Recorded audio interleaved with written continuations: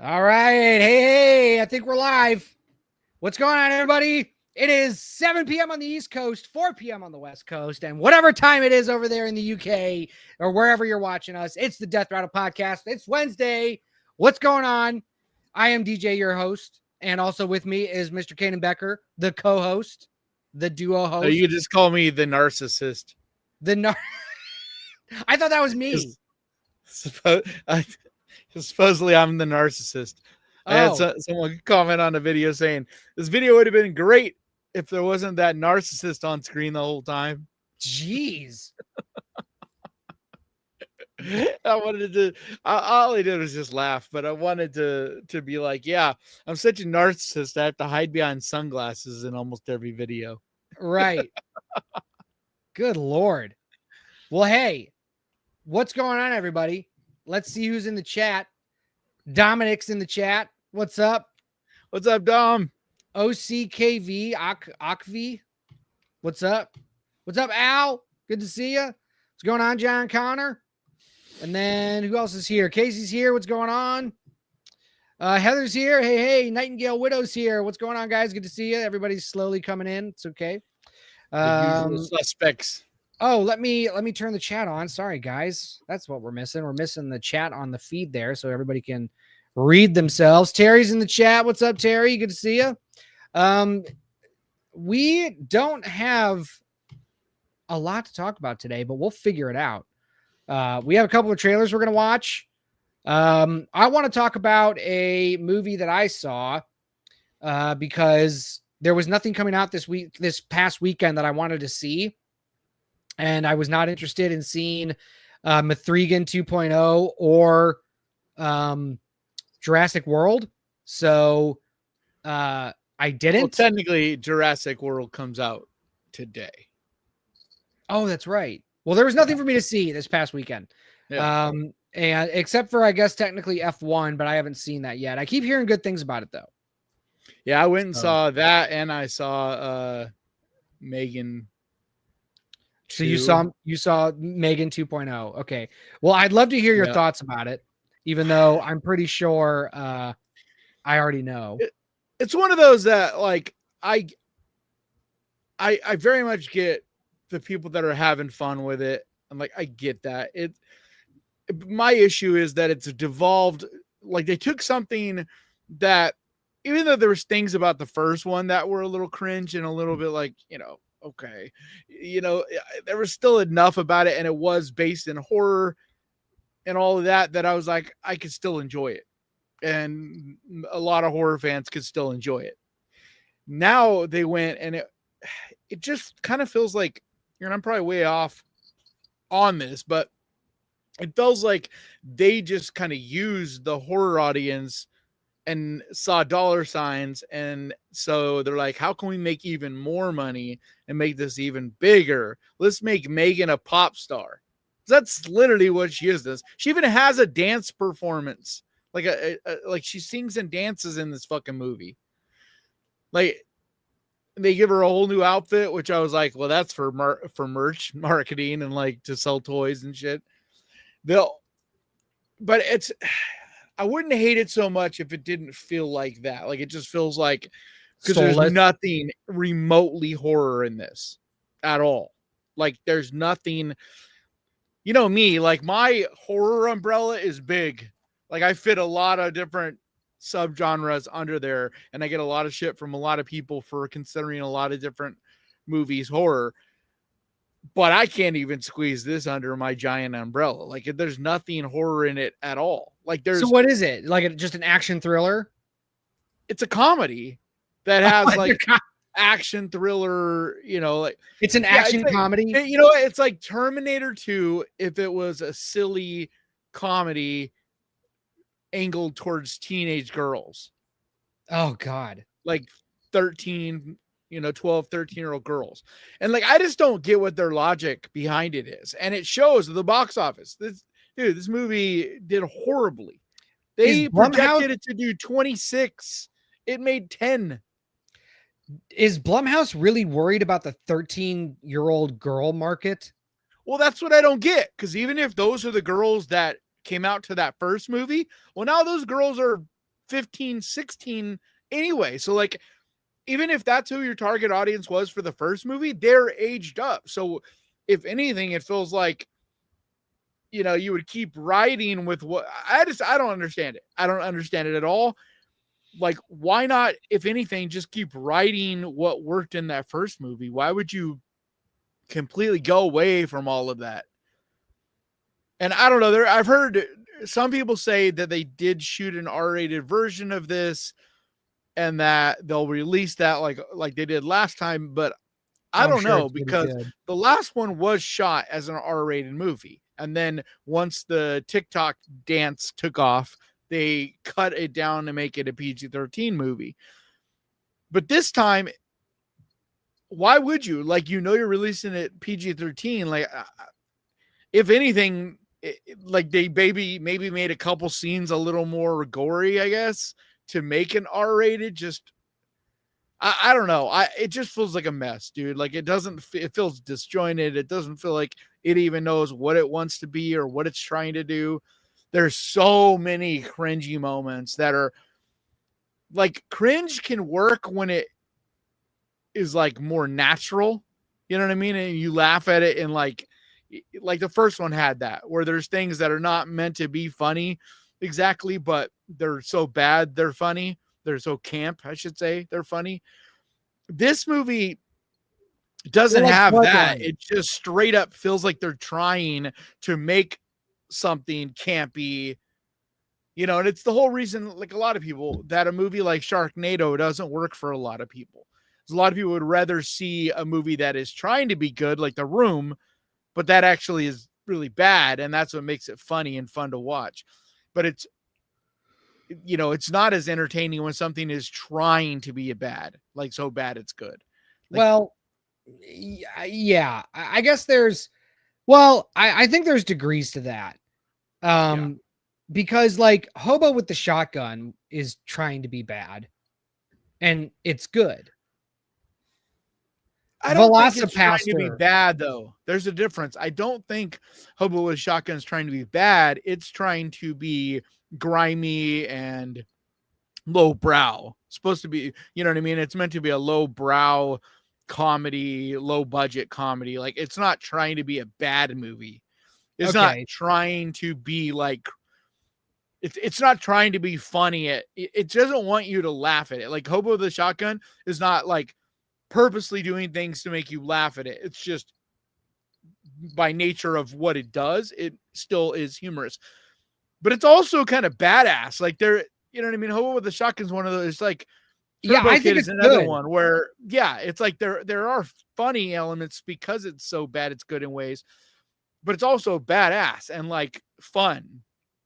So what do And you it kind of looks like what I'm hoping the new Toxic Avenger is going to be. Because, like, it looks like that, where it's not cross your trying to fingers? be a bad movie. It's just a grindhousey, kind of thing.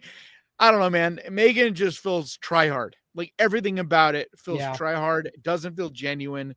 But I also know a lot of people that had a blast with it and, like, loved it. So I'm not trying to hate on that at all. Like, I knew right away, like, instantly, this is not this movie's not made for me. And, Tom like, with a you $5. know, Tom with a $5 says, "You guys fight like the Odd Couple. Love it." we're not even fighting You right do. We're now. not fighting yet, man. Give the show some Maybe, time, but thanks for the maybe that's 5. him trying to throw money at us. Me like, fight, guys, fight. Right. Like, yeah, go fight It's about like something. the fighting chickens or whatever. You're like, Yeah. throw some seed at them. Like, get at it. Well, so what do you think about movies like Velocipaster and She Kills and stuff like that, where they're like genuinely good movies that are attempting to be bad, like they're satire. You know what I mean? Like, have you seen She Kills? I don't think so. Okay, But like, some of that works. Like, it's just, a lot or of times, Planet of the Vampire Women. like, I don't always love all that stuff. It's just not necessarily my thing, but I at least can see the charm in all of it.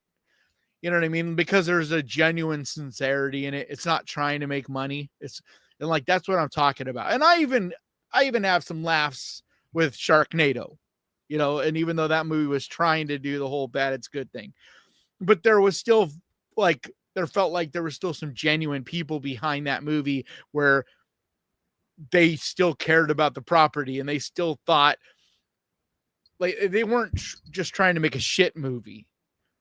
Speaking Or of just shark, trying to, like, I don't know. This just feels like plastic, dude. It feels like they're that's straight what it up just looks trying like. to make money. Yeah, that's what it And looks it's like. It so looks like funny it looks because you have a soulless. movie like Barbie. You have a movie like Barbie last year. Yeah, I think was that last year, or year before last. 23. That in every way should have just been what this is. Like, you know what I mean? Just a cheap, shitty movie trying to make a bunch of money. And it wasn't. It actually had some substance to it and some good humor and good, decent acting. And like, there was actually something to the Barbie movie, which is wild. And then you have something like this that could have something to say. Like, it's like a softball. There's so many things in this that you're watching it and you're like, guys, you could be making a statement about culture and this and that. Instead, you just make some stupid vagina joke or fucking what they make this one really bad joke that a lot of people were like, this is fucking just gross. Yeast infection, like a yeast infection joke. And like just and it's like, I don't care, that's fine. Crass humor is fine, but it's just like It's instead timing. of yeah, and instead of like having something, I don't know, man. Like a part of the reason I thought the first movie worked is because there was a somewhat statement on culture and on, the whole just giving a tablet to your kid and being like, go away. Like, you know what I mean? There was an element of this doesn't have any of that. And when Yeah. it kind of tries to attempt to have certain statements like that, it's just, I don't know, man. Like just the biggest thing is it's not for me. And I know it's hard to really critique something when you're like, I'm literally not at all the target demographic for this. I'm just not Well, sure it doesn't who matter is. if you're the target demographic. You can still critique the quality of a film. It doesn't matter. Well, Like yeah, and that's the stuff I'm talking about. I'm just saying, as far as enjoyment goes, no matter how good this, like, even if it's made super well, which I don't think it was, but even if it was, I still wouldn't really dig this. It's just not my thing. yeah. But Let's then see what there's Chad things has like to say. F1.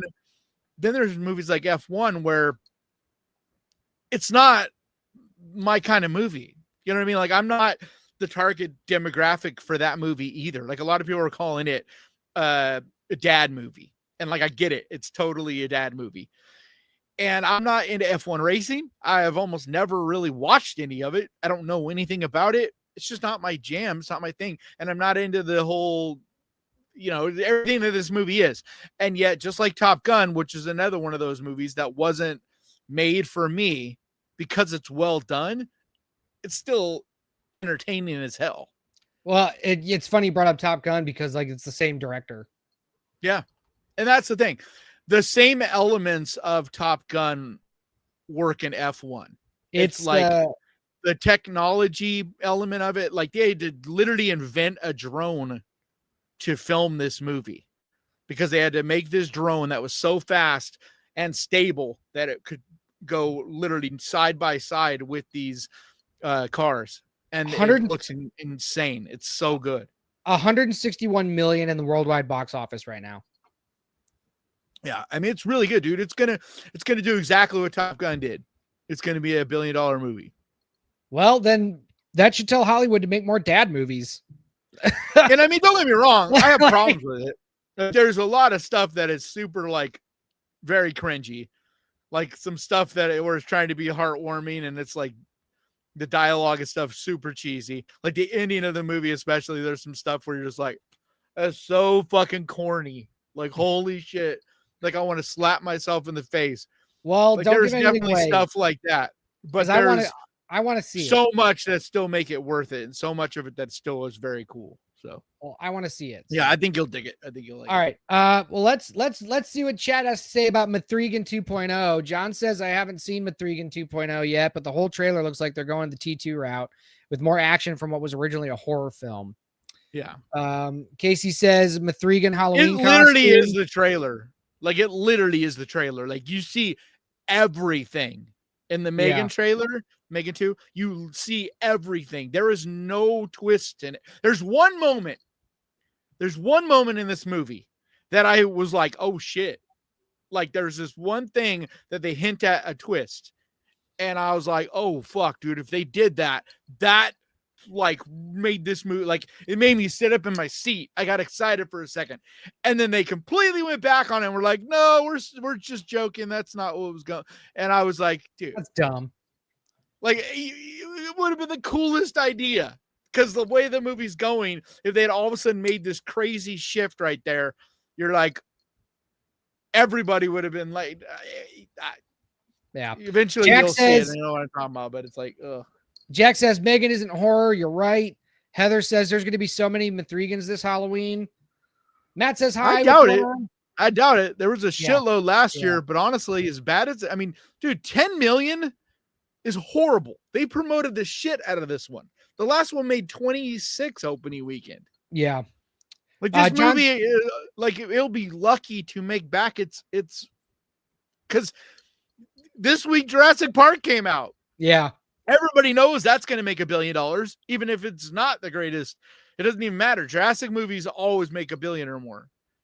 Yeah, so, I had some there's people a lot of competition. I don't see making it might squeak out another 10, 15 million over its run, but like that still won't make back its budget. They spent like 20 something million on this movie.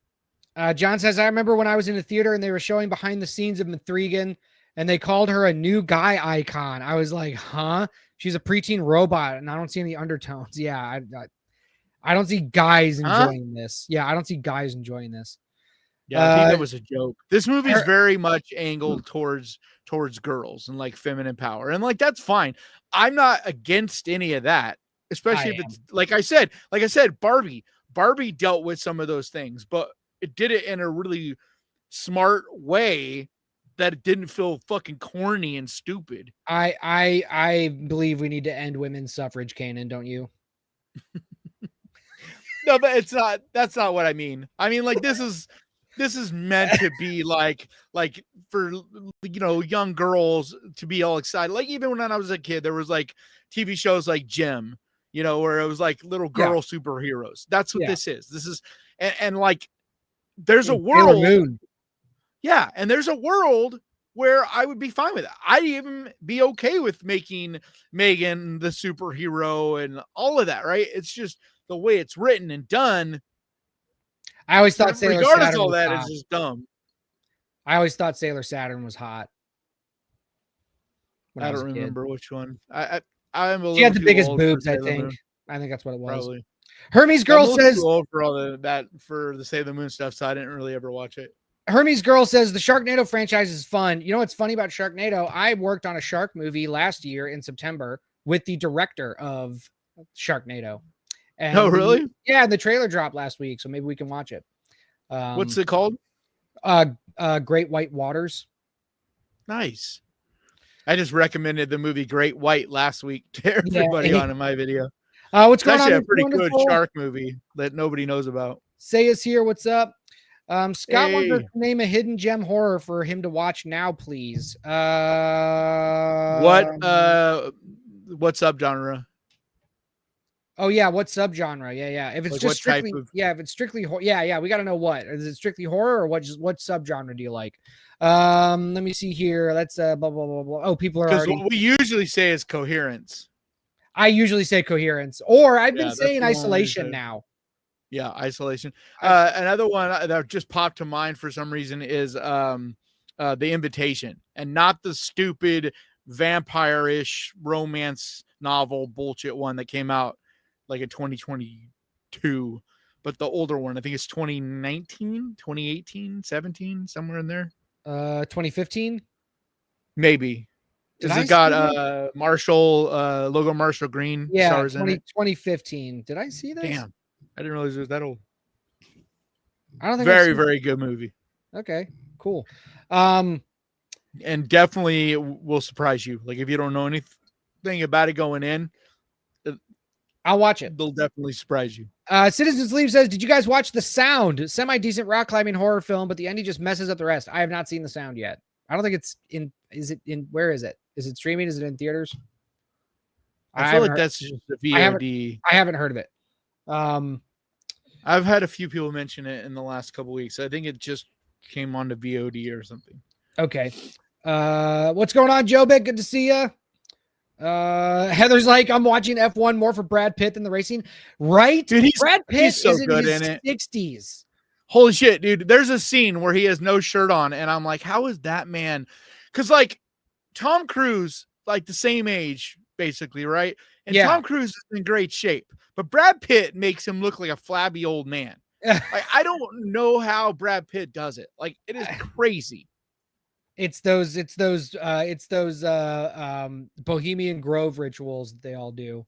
That's what it is. Yeah, but Brad Pitt's not into any of that stuff. That's what's even trippier. Brad Pitt's never really been like, he's well known for not being like the ladies' man and not being the guy that hangs out like at the parties and like, you know, I think he just genuinely eats good. He does the Tom Brady life, you know what I mean? Just eats clean. Scott says nobody ever talks about The First Omen anymore. That's because it's not talk aboutable. It's a very forgettable movie. No, I loved it, but it's a year ago, dude. It doesn't matter. This is how horror works, man. Not good horror. Like a lot of people talked about it a lot last year. Even good horror. Like you know, we are always moving on. Like every year there's a bunch of new stuff, and that's what ends up being the topic of conversation. Odd Ender says, not interested in Megan, but I'll be watching Bring Her Back tonight. Very excited. Been keeping myself from any info about this movie going in cold. Awesome. Good. You're going to love it. And if you don't, you're dumb. I'm kidding. But we'd love to know. Come back and tell us about it. I think that's it. Oh, John says DJ was a spell check. I meant a gay icon. Okay.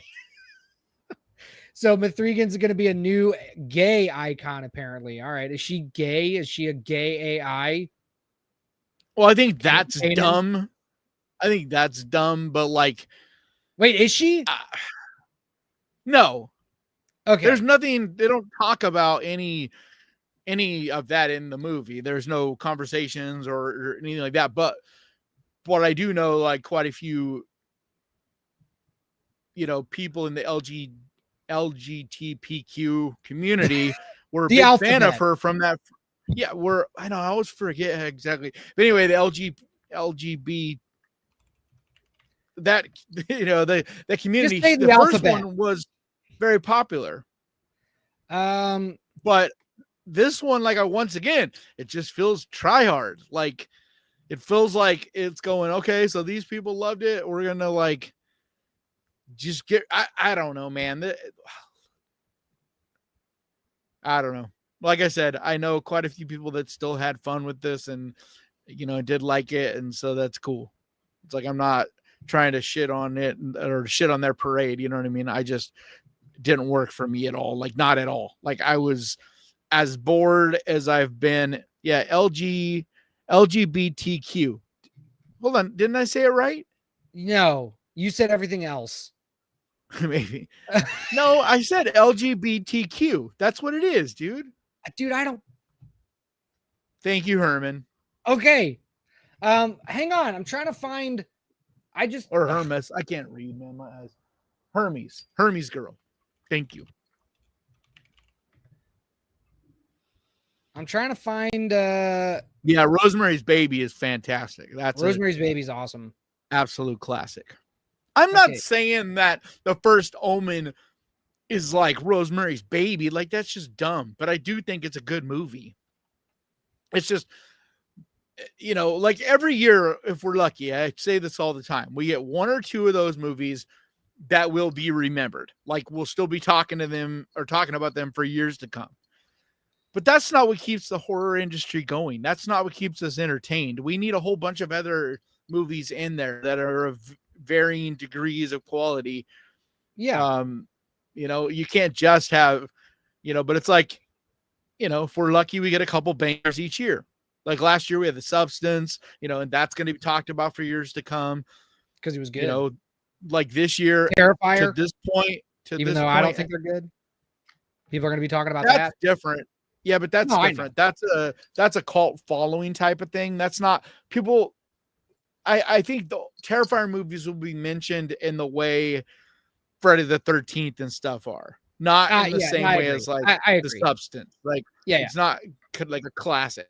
Hang on, I want to get to this though. I want to figure something out. Heather says Sailor Saturn, and she's laughing at me. She said, "I thought you would say Sailor Jupiter." Here's the truth, Heather and everybody. I don't actually remember what all these characters look like. I think they all honestly just have the same model with just different hairstyles. But while we were talking, sizes of boobs. No, I think they're all the same. That's what I'm trying to say. Like the only difference is just you said the one had bigger boobs. Well, that's what I thought. So I did some research, and here's Sailor Jupiter. Well, you can't even see her boobs. She's got big old bows. I know. So maybe so I don't remember but so that's Sailor Jupiter. What Heather thought I would enjoy. So is it a more modern anime thing where the girls all ended up getting like giant boobs and stuff? Is that more modern? I don't know, but thank God if it is. And then here's Sailor, because this is from like the 80s and 90s, right? Sailor Moon. Is it? Yeah. This is Saturn, I think, but like you can tell, like, look, like I think I was right. Like you can see a little bit more. Oh yeah, the other one. There's definitely kind of got this. She's kind of got this goth thing going on. And she's got like something that makes you want to look at her boobs, like some shiny ass. Yeah, so I think I was right. I think I was right. If we're talking about the sailors, anyway. Sorry, I always need to pause for that stuff. The semen.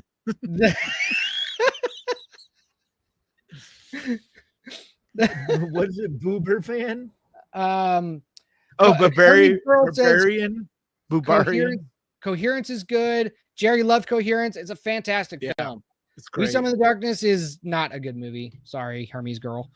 I like Summon the Darkness. It's not like it's one of those that I talk about. It's a popcorn movie. Like it's dumb. It's dumb. I wanted to turn it off 3 times. But it's fun. Whoever wrote that movie, don't listen to DJ. It's fun. Whoever wrote that movie does not listen to metal. And it's so obvious. Why do you say that? Because nobody talks the way that they talk, and nobody. Dude, the movie is meant tongue in cheek. Okay, fine, but it's. I mean, dude, it comes across. Luke who plays the pastor. It comes across very poser. That's what I'm trying to say. Whether it's tongue in cheek or not, no, you're supposed to buy in that these people are metalheads. No, you're not. No, okay. The whole movie is making a joke out of the whole satanic panic metal thing. It's literally meant to be a comedy. It's meant to be funny. Okay, the goal. What's that Roses movie? It's the same thing. It's a horror comedy, but you don't feel like people are being inauthentic. That's like saying the scary movies don't know horror movies. No, they do. That's why they're so funny. Making a joke out of it. They do. That's why they're so funny. That's what makes them funny, is because they do know horror movies. They do know the tropes, and they know exactly how to riff on it. We Summon the Darkness doesn't know how to riff on metal tropes or metal at all. Like, I think they even had them doing the fingers wrong. Like, I think that was one of my notes, is when they were throwing up the horns, it was wrong. Like they would like, it was like this. Like it was just, it was just some way nobody throws the horns. It's just like, what's happening here? I never did it right either, because the horns for metal are supposed to be like this, but I always did this, and everybody was. You can, yes, you can do that, but like, and like, look, I'm not trying to say that there's like the right way. It's just you can kind of tell. Either way, we're arguing about a movie that I'm not saying is good. I'm saying it's fun. It's entertaining. I guess, but it's a stupid movie. Like, dude, Johnny Knoxville makes it worth seeing alone. Yeah, but he's in the last 15 minutes. Spoiler alert. No, he has the cameo things throughout the movie, and every one of his lines is super funny. And that's what I mean. The movie is making more fun out of the satanic panic thing. It's not about metal. Okay, but if you're gonna you got hung up on the first 5 minutes of the movie. But if you're gonna have characters that have these aspects, that have these attributes, at least make them believable. Like a 70s, like rock anyway. It's not even really it's not a modern. It's supposed to take place like metal wasn't metal until like the mid 80s anyway. All the proto metal bands, that was happening in the 70s. Black Sabbath, when they released but that's what I'm saying. Isn't the movie supposed to take place in like the early 80s? So it's been like metal. Look, what I'm trying to say is if you're going to have a subculture represented in your movie, whether it's tongue in cheek, whether it's whatever, at least try to have a modicum of authenticity. At least try. Yeah. That's all I'm I'm saying. not disagreeing with that. All right. That's all I'm saying. Like, there's no way, like, this movie, like, it's not a game-changing kind of movie.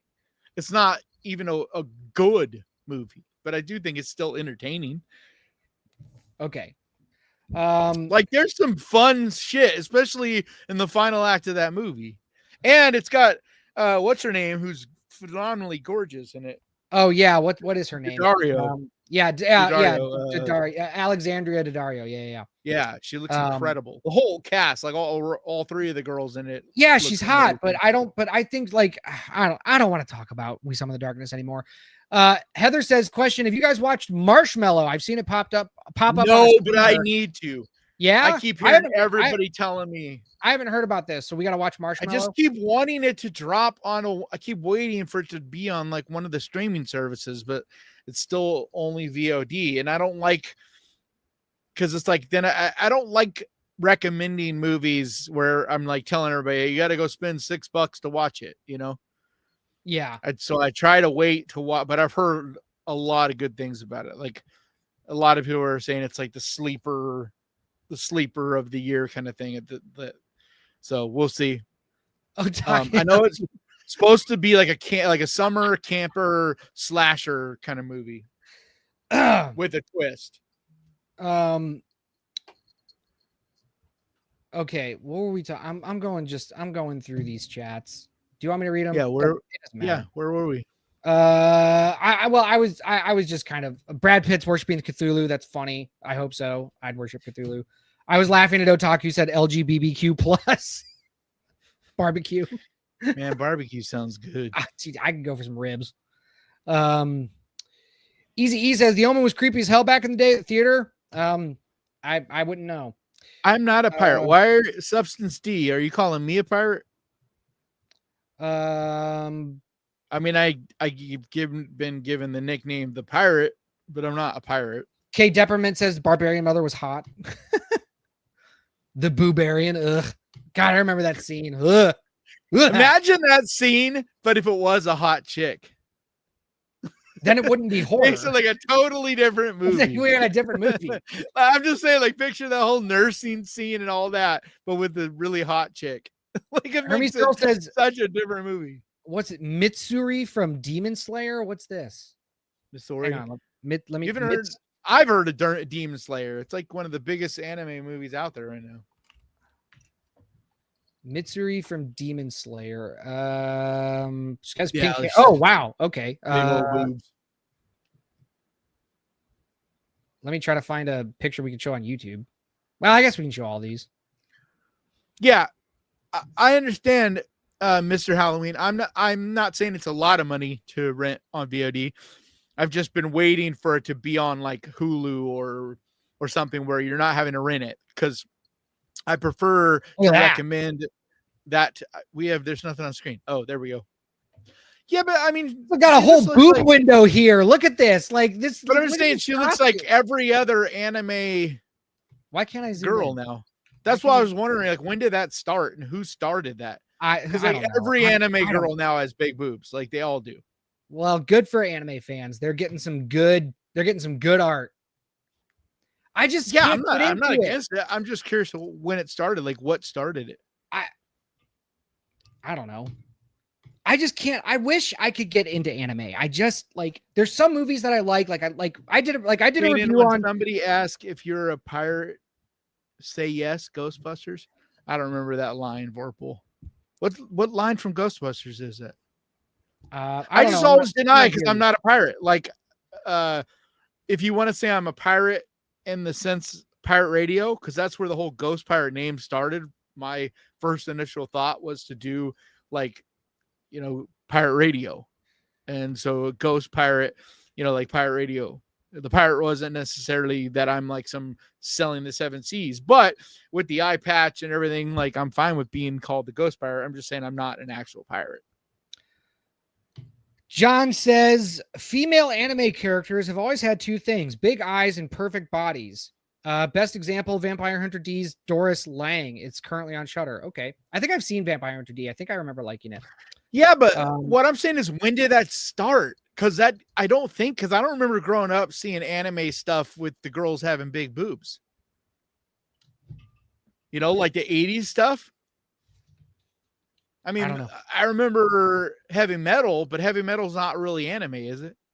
It's not anime, it's animation, but it is Yeah. Western animation. Well, like It's not big old boobs in that. That's a great movie. So Al says, "What? I was a poser. You were a poser, Al. Why were you? Why don't you just live the life, brother?" Hey, Philly's Blunt, thank you. Philly's Blunt Ghost Pirate membership. Gifted 1 Ghost Pirate membership. So whoever got that membership, congratulations. Vorpal's in the chat. What's up, buddy? K Depperman says, "I got all my old Judas Priest vinyls. Those probably sound awesome." Phillies is pimping my channel. Thank you, Phillies.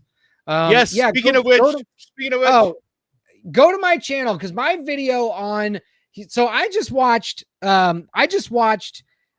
Dead Talent Society. It's a Taiwanese movie, and it's fucking great. And I did a review. People are raving about this. People are raving about it.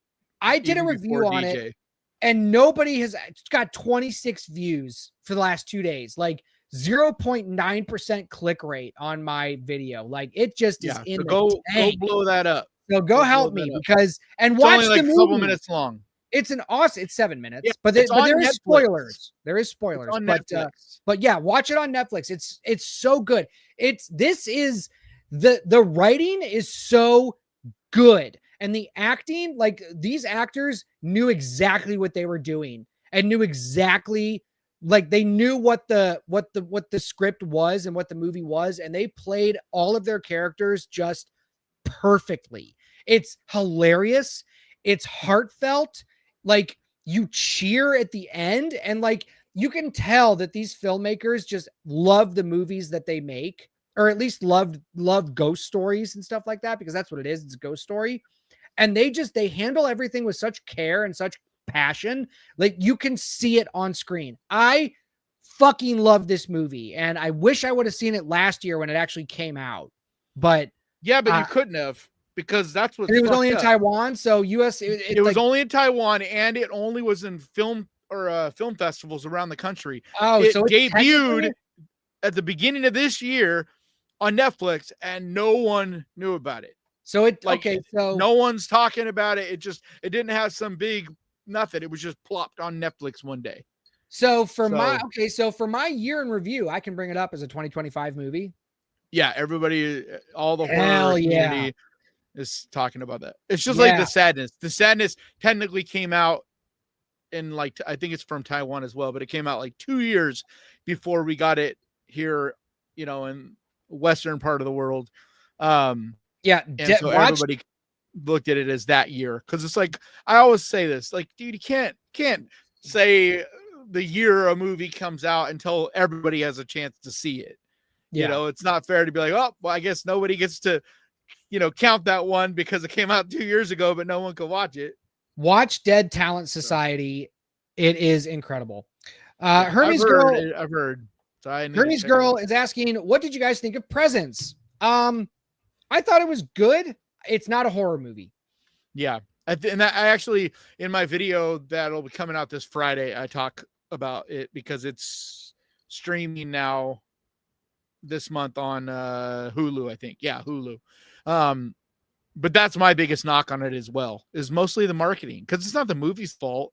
It's not trying to be a horror movie. You know what I mean? And Soderbergh's a good director, and I think he did a good job with this. But I think the marketing hurt it. It's not a horror movie, so if I'm critiquing it based on it being a horror, it's not very good.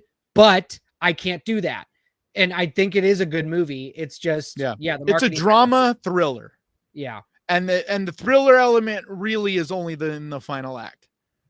Yeah. Because the movie does not make you feel nervous or scared. From the very beginning that there's a supernatural presence in the house. And it's really a cool idea, because your perspective is you are the ghost. the camera, but you know what I mean? You're floating around this house being an observer kind of this family. And from the very Yeah. beginning that you're a spirit, like Yeah.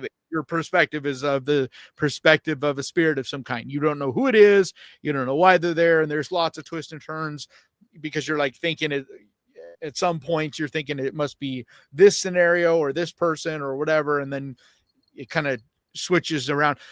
But even though it's definitely not horror, that final act is super intense.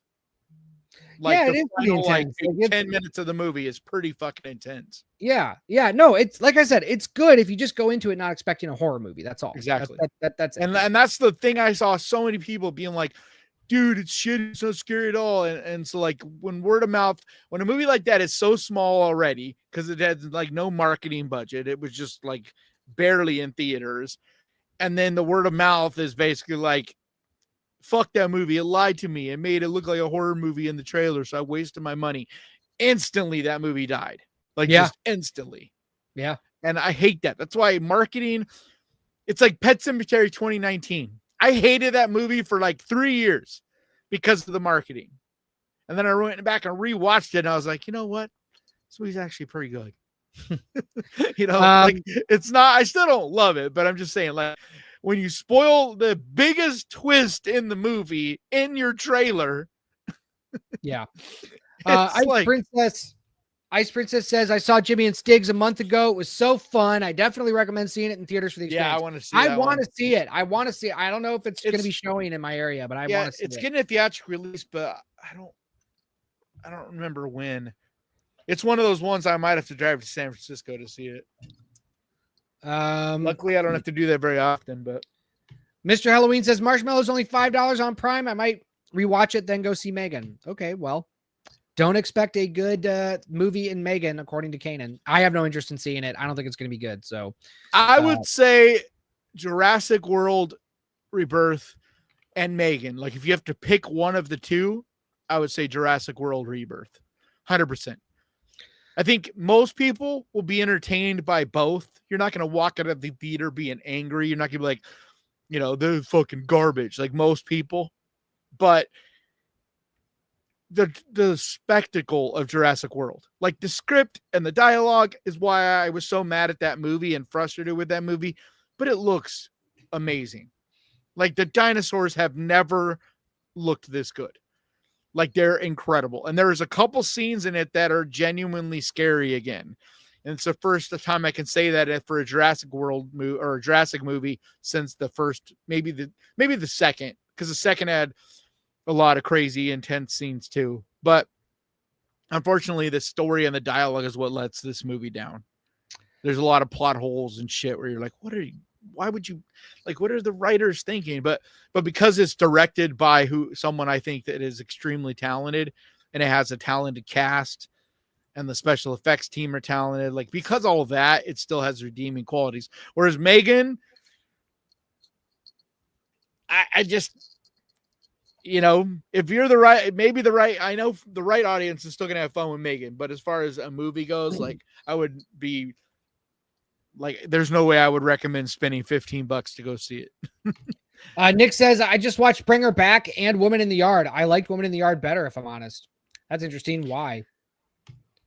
I like Woman in the Yard, but I don't think it's anywhere near as good as Bring Her Back. Yeah, same. But that's, me. Hermes Girl felt says, like Bring Her Back is a much more, like, it's better edited, better acting, like, it's better written. Looks better. It's just a better story. It's a tighter story. Like everything feels like tight and like they know. And it's a lot scarier. But that's my biggest problem with Woman in the Yard is it feels a little loosey goosey. Yeah, it doesn't feel tight. There's a lot of like things that are probably not actually holes in the plot, but the way it kind of twists and turn around, it makes you like you're like sitting there going, I don't know if that all adds up or if that stuff makes sense. Or like even at the very end, what we all argued about or discussed for weeks afterwards was like, what the hell does that ending mean? Yeah. Like, but it Bring just Her Back, wasn't good there enough. isn't that. it just wasn't good enough for me to want to explore that and like watch That's it what I again. mean. Like it was a good enough watch the first time. I don't regret spending the money to go see it in the theater, but like I'm not trying to watch Woman in the Yard again.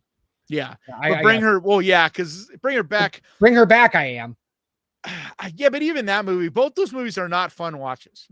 You know what I mean? They're both super bleak and dark. Yeah, that you gotta. Like Yeah, you're I getting the did film. watch Yeah, her back again the second time, and that really is just a testament to how talented of filmmakers yeah. those two Those brothers are. brothers. Yeah, they're Because great.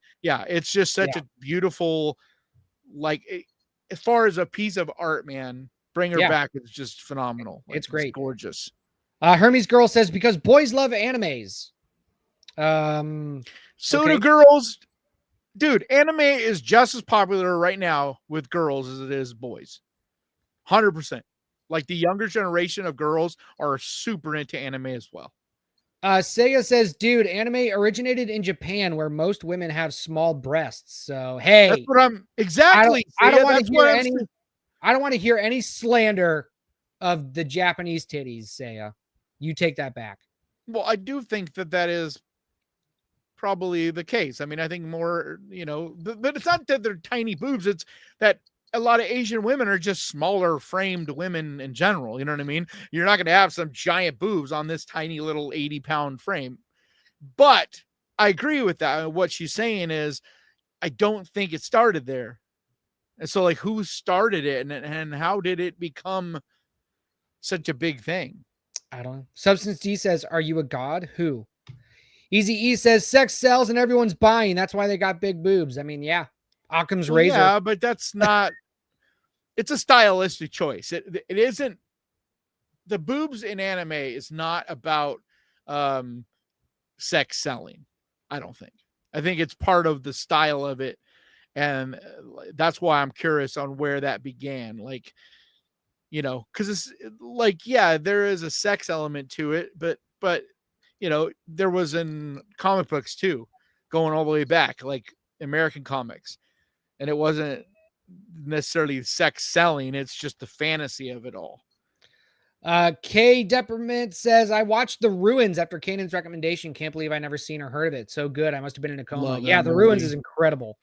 Yep, And it's love that got great movie. rewatchability Dude, the too. practical effects in that. Yeah. That's the best thing about that movie to rewatch, is just pay attention to the effects in it. Like, everything is done practically. And it's they awesome. kind of had to, because CGI was not up to speed yet. Right. Like, when that came out, you could not have pulled a lot of that. It would have looked horrible if they tried to do CGI.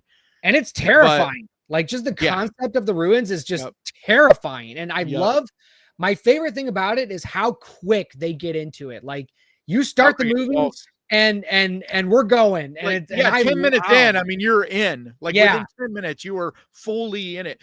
And like those the native people, the Aztec, the native whatever. Like, yeah, they try to get down and they're like, no. Yeah, but that whole thing with the kid and all that is like, yeah, dude. Yeah. I saw it in theaters and I remember just being like blindsided. Yeah. Like, not at all expect that shit. Yeah. And I'm not saying exactly, because I'm sure there's people that, if you haven't seen The Ruins, watch The Ruins. Really Heather says probably about mid 90s, early aughts is when it started, the big boobs in anime.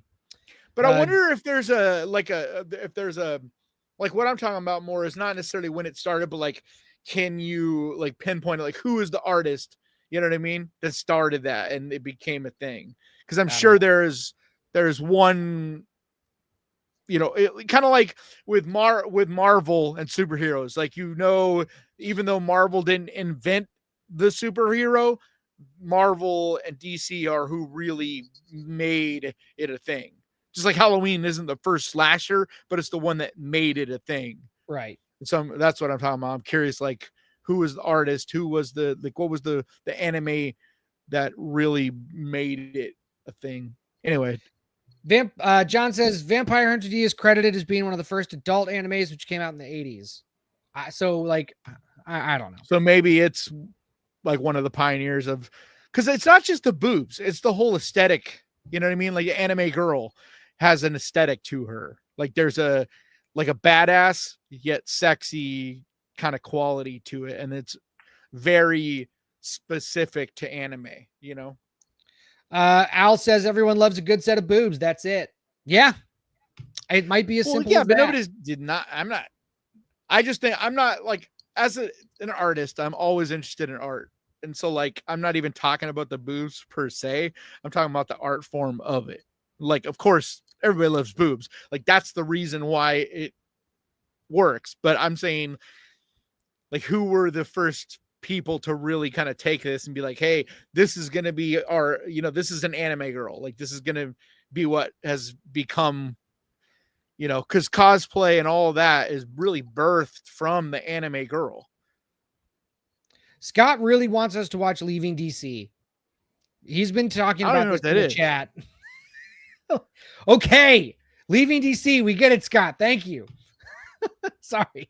Yeah, I had someone blasting me trying to pretend that there wasn't a movie of theirs. And like, I looked it up. I'm like, dude, you're obviously involved in the movie. Not this guy, but like, yeah, I get that pretty regularly. Right, let me get. I can't I don't review movies. Is there anything good you guys are talking about? Anime. They're all talking about anime. Easy says Woman in the Yard wasn't scary. Yeah. Are you okay? Why are you promoting Leaving DC? This is like.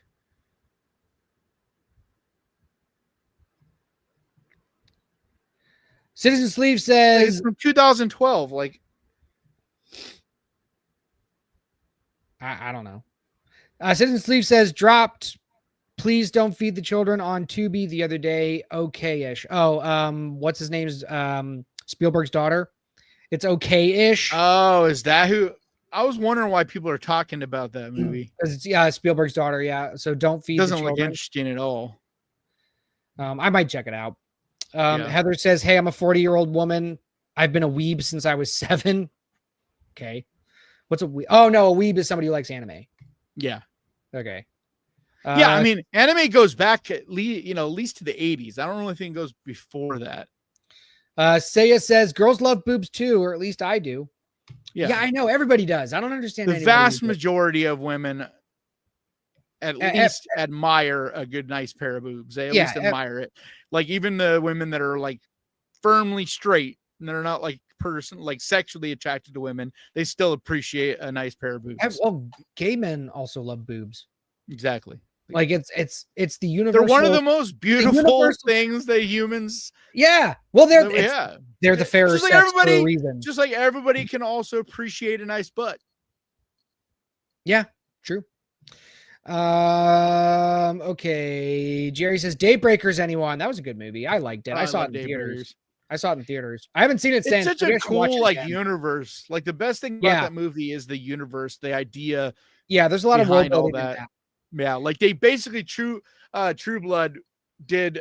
They kind of took that same thing and ran with it, like a similar universe where the vampires are like, they're not the dominant species yet in True Blood, but they're like kind of on their way there. Whereas in the movie we were just talking about, I just lost my train of thought. I don't know. I'm looking at Diddy's ASCII boobs. You gotta get some more. You gotta get some more boob in there, Diddy. Come on, use that space bar. Okay. Well, speaking of Diddy, can you believe that motherfucker got off? No, I don't follow. He got off. Basically, he was acquitted on all the major charges. The only ones that stuck are like the most minor things. They're saying he probably won't even do any jail time for it. So what does he have on whoever was passing judgment on him? But it's a jury, dude. Oh yeah. It's not like a judge that but we know juries can be manipulated too. So I know, but that's what's crazy about it is that it was a full-on jury that like I don't follow this stuff much either, but this is like, this is one that everybody was talking about. Christian says, why does nobody ever talk about Here Comes the Devil, aka Ahí va el Diablo? I don't know. I don't know. Why does nobody ever talk about any movie? There's a lot of movies. Is it good? There's just a lot of movies. Like end of statement. Like there's just a lot of fucking movies. There's a lot of movies. So I mean, I watch hundreds of movies every year, and there's still hundreds that come out every year that I don't see. Like that's what's crazy. You said there were some trailers you wanted to watch. Yeah, the main one is Running Man. Did you watch this yet? No, I have not seen that. Let me pull that up. All right, I'm gonna go grab another drink. I'll be right back. Okay. Yeah, Running Man trailer. Let me get this. Trailer starts now. I will. I'm just getting through the whole trailer starts now. Cringe. I hate that stuff. All right, let's watch some Running Man trailers, folks. We'll talk about it, react to it. This is us trying to get more popular on Twitch because Twitch likes those reaction videos. I think they're kind of cringe, but we're going to do it anyway. So here is the Running Man official trailer. That's not why. I got to turn the closed captions off. Give me a second. Yeah, I'm actually really excited. Only was going up against the big, soldier or the big, professional killers. Have you ever wondered if this game is rigged? Guess we'll find out.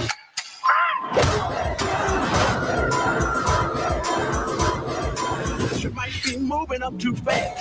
Nice. Really good. Hey, big boys!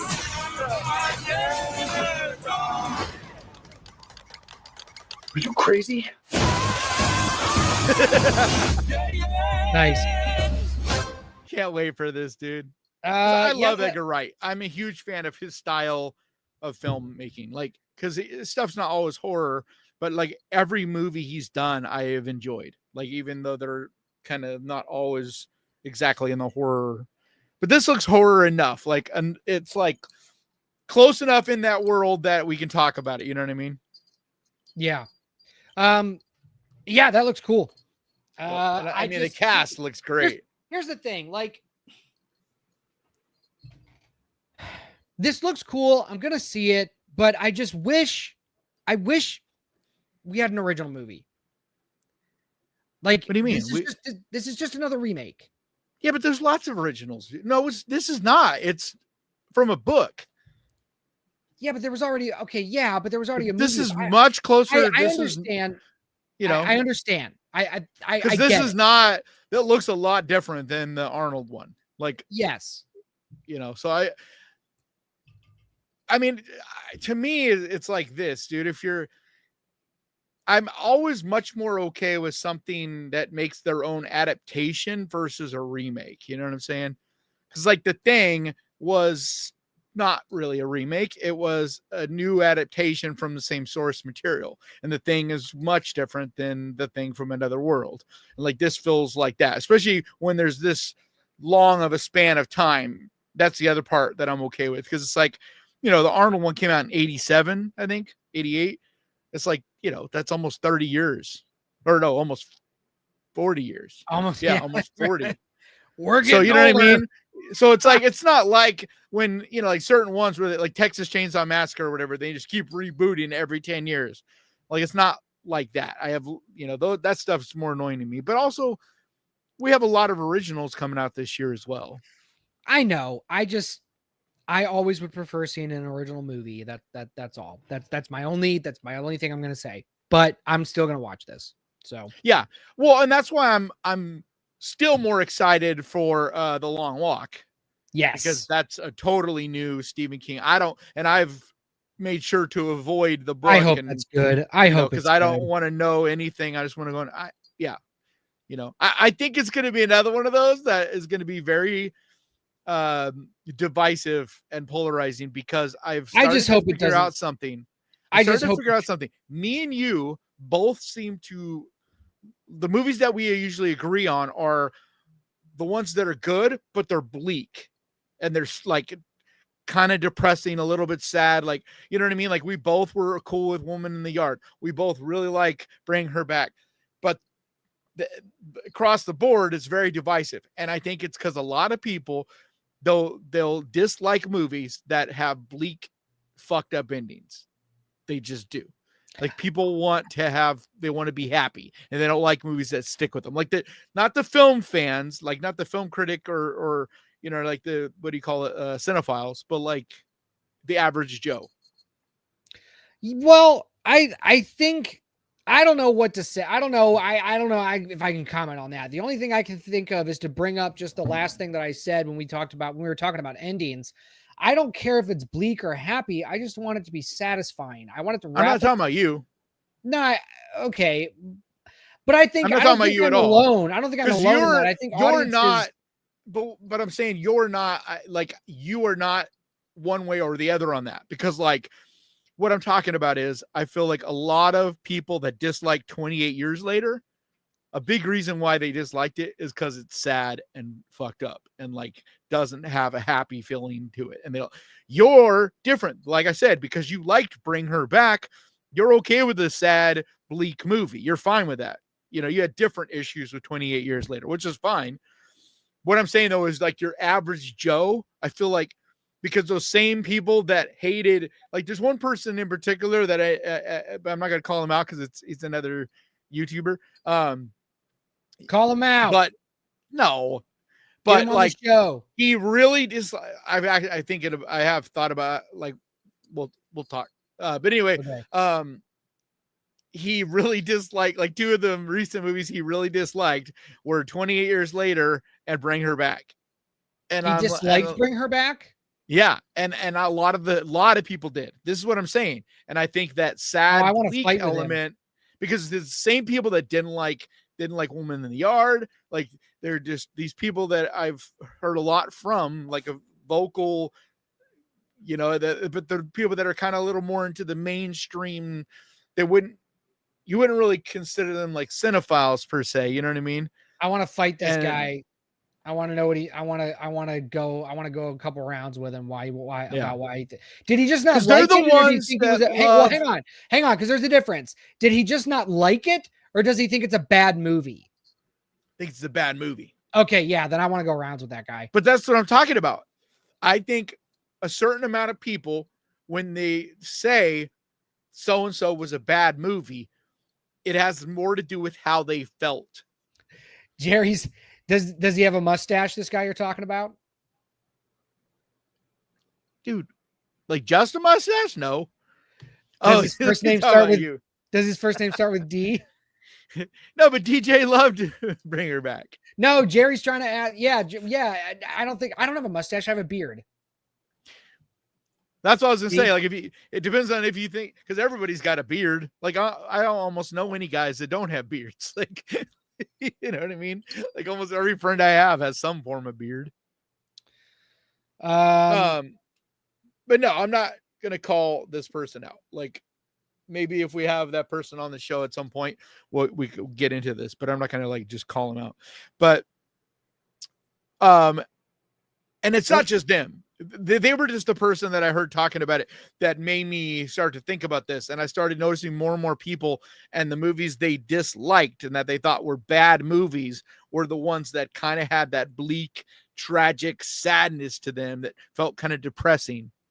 Because, you know what I mean? And like, I don't know. I guess it's just for me. All I can speak to is me, and just so long as an ending's satisfying and it wraps up the plot logically and tells a complete story, I'm fine if it's bleak or if it's happy or whatever, just so long as it's a satisfying ending. That's all. Yep. I would rather, I'm more than okay. I almost would rather a lot of times you have fucked up endings, because when we get too comfortable with the thought that everything is going to have a happy ending, there's no surprise left. You know what I mean? There's no stakes. And so, like, I think it's important to have a certain amount of art that doesn't leave you feeling good per se. It doesn't have, like, maybe a satisfying ending, but doesn't, I mean, it depends on what you consider satisfying, but you know what I mean? Doesn't have to have a happy ending, because, then there's no stakes. That's what happened with Marvel. The fact that now anybody can come back because of time and all this stuff that they do, all the stakes are gone. Yeah. Well, let me ask you this. Do you think the ending of Star Wars The Last Jedi is a happy ending, since it wraps up the trilogy? Not The Last Jedi. Return of the Jedi. Sorry. Do you think Return of the Jedi is a happy ending? Do you remember the ending? It's okay if you don't. Trying to remember it.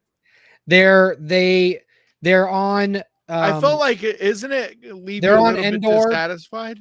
They're on Endor and they're having a party because the Emperor, the Empire's dead, and they're throwing fireworks and all that. But then Luke is burning Darth Vader on a pyre by himself and having a funeral for him by himself. Do you think that's a happy ending? Hold on, which movie are you talking about? I'm talking about Return of the Jedi. I misspoke when I said Last Jedi. Oh, that movie's a piece of shit. I'm talking about Return of the Jedi. The ending. Yeah, of it's not a happy ending, but it is a satisfying ending. Yeah. So, but I think audiences love that ending. It's I wouldn't say it's happy, but it's satisfying. I think audiences like a satisfying ending. Yeah, but I'm not talking about that. I'm talking about where it has like a tragic ending or a bleak ending or something that when you leave you don't feel happy about, but it's still a good ending and you can't like argue that it was a good ending, or I don't know. It just depends on the movie. I don't know. I think like okay, so like good example. Shit, the Burning Man. The Burning Man. Fuck. Yeah, the big burning guy. The Wicker Man. Yes, the Wicker Man. Like super bleak, super fucked up, sad ending. Fuck. I don't know if I'd say sad, but very bleak and dark and fucked up. But yet it's a fucking amazing ending. Like the way it's shot, everything about it. It gets under your skin though, and you feel haunted by it after, the same way I felt after Bring Her Back. Like I feel haunted from after the fact. But that's still a super good ending and a satisfying ending. Yeah, I've only seen. But I think a modern audience would not be happy with like if you were to make a new version, which we kind of did. They did. A lot of the mainstream audience was not happy with Midsommar. Yeah, I didn't think a very similar ending. I didn't think it was a good ending. I didn't think it had only, dude. I felt like it ended the only way it could. It was like, this is literally, you knew this is the direction we're going with this. I guess. I'm just saying, like, I think your mainstream audiences are dumbed down in a way, and it's something that kind of eats at me a little bit. And I think more people need to look at themselves in the mirror and be like, do you really want art to all end with this happy, like dancing off and, skipping together, holding hands, like Wizard of Oz? You know what I mean? Do you want that ending? Because if you give every movie, but if you give it, no, I'm not talking about that. I'm talking about, we need to have all types of endings, because if we don't, then we lose. So long as they're satisfying. Surprise. No, it could even be bad, because like there is, for an ecosystem of art, you got to have it all. Was what I'm arguing. I'm not saying that but if we're talking about what's good or not, yeah, I'm not talking about that. Like, I agree with you. A good ending should be satisfying. Doesn't mean it has to be a happy ending, but it needs to be satisfying. And I think the end of Wicker Man is phenomenal, but it's definitely not a happy ending. What I'm saying is, I've only seen the Wicker Man once. It ends with the dude burning inside of the I remember Wicker that, Man, yeah. and everybody dancing around the fire celebrating. Yeah. Like, it's so bleak and dark and fucked up, but it's the same with Midsommar. It's the only way this movie could end. Because it's like, you know what I mean? When you have a movie that is designed in a funnel system, and that movie is like a funnel system, where from the beginning to the end, he is being funneled into only one outcome. And so it has to end that way. Even more so the Wicker Man than Midsommar. Because Midsommar, you could envision different things happening that might take it in different directions. But like the Wicker Man, especially when it's over and you look back on the movie, you're like, dude, the entire movie, the whole thing is funneling him into his demise. Like, it's so brilliantly written because of that. You know what I mean? But what I'm talking about is, you got to have it all. Just like we were talking about, you got to have stupid movies, bad movies, good movies. Like, to have a healthy ecosystem of art, you got to have it all and the possibility of it all. And that's what I'm talking about more than anything. It's like people need to realize that you don't want every movie to have a happy ending. Be careful, because if people vote with their dollars, and the more you support, Yes.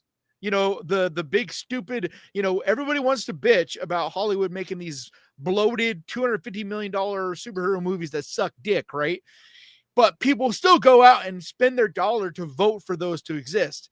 And that's why we're in this, where we're in right now, where we've, hopefully we're seeing a sea change. But the reason we got there is because people were voting by every year, billion after billions of dollars these movies were making. And so they're like, fine, this is what you want. This is what we're going to keep making. Well, no, the reason. So, okay. All right. Well, Hermes girl, I'm going to get to you because I don't think being American has nothing to do with wanting a hero to win at the end.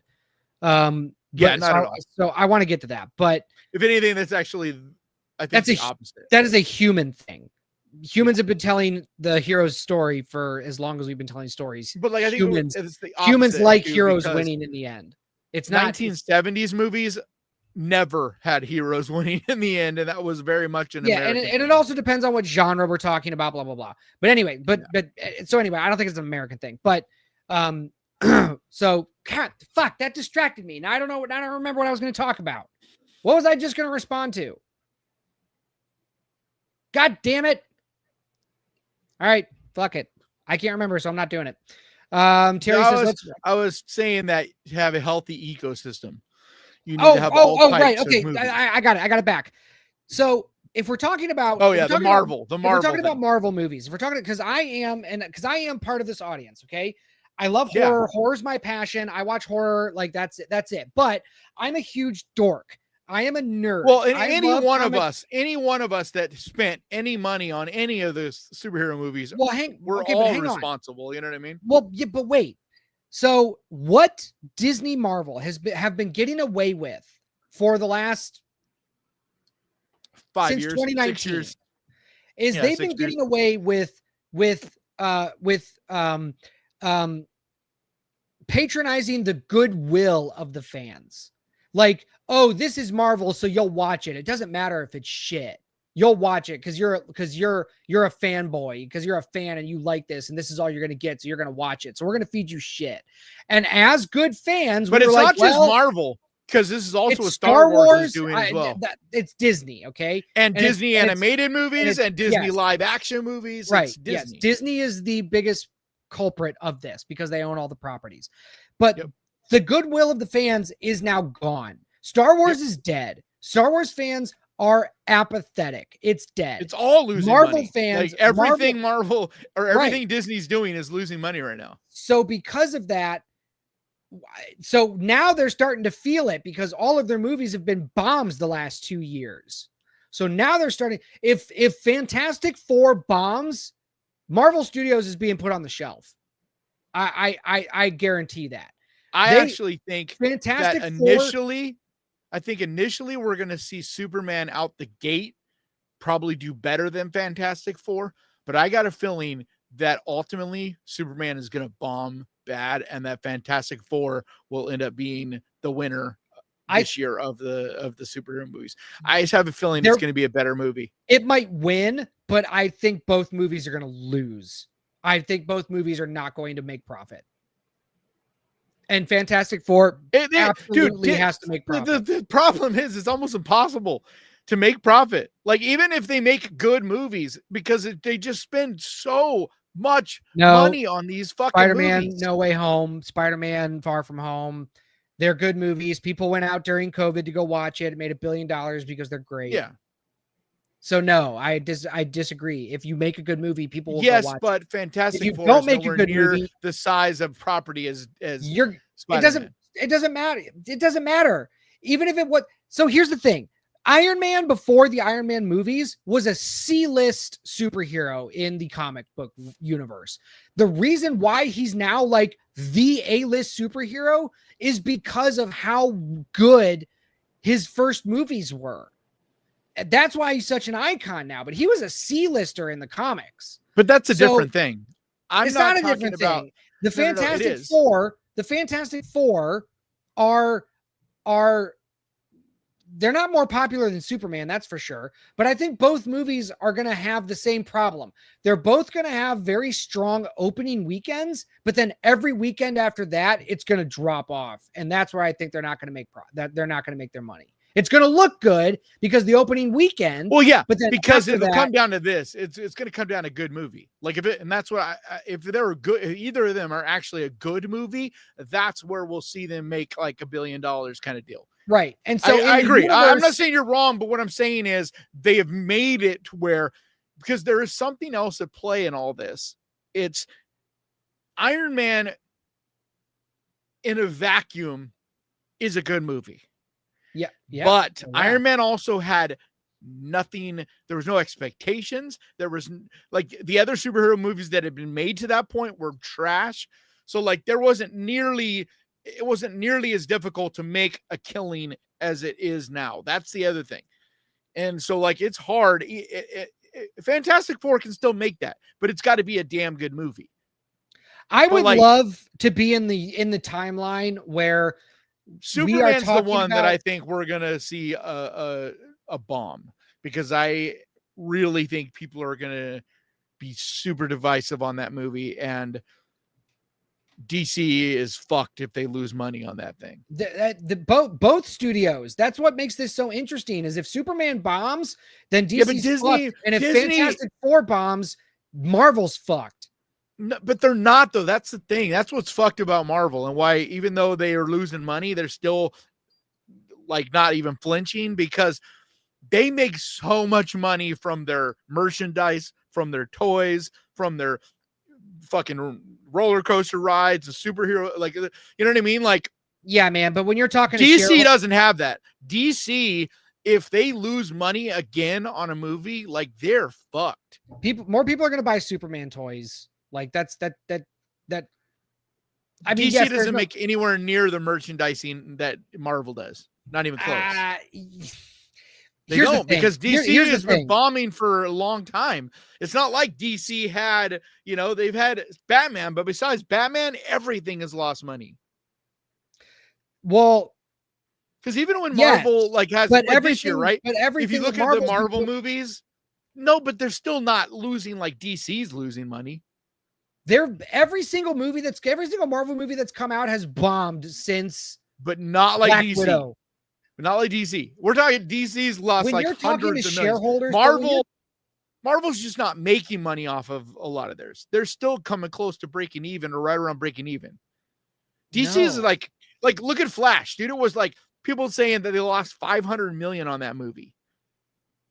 Like a lot of these movies, Marvel isn't losing that kind of money. Like they're not making money, and in essence, they are losing money. But I'm just saying it's not as dire of a situation as DC. When you have shareholder meetings and all you're doing is presenting them losing money, dude, don't get me wrong. I'm not saying that Marvel, they're in trouble, right? I'm just saying they're not. I'm just saying I don't think they can eat it anymore like DC. you're saying they can. You're saying they can still eat it. I disagree. I think they're going to lose shareholders. Because I think they're going to lose investors. Because just like what we saw with this what was the last Marvel movie? Thunderbolts. Thunderbolts. Oh, the new Avengers. Yeah, but if you look at it when it's all said and done, it's going to break even.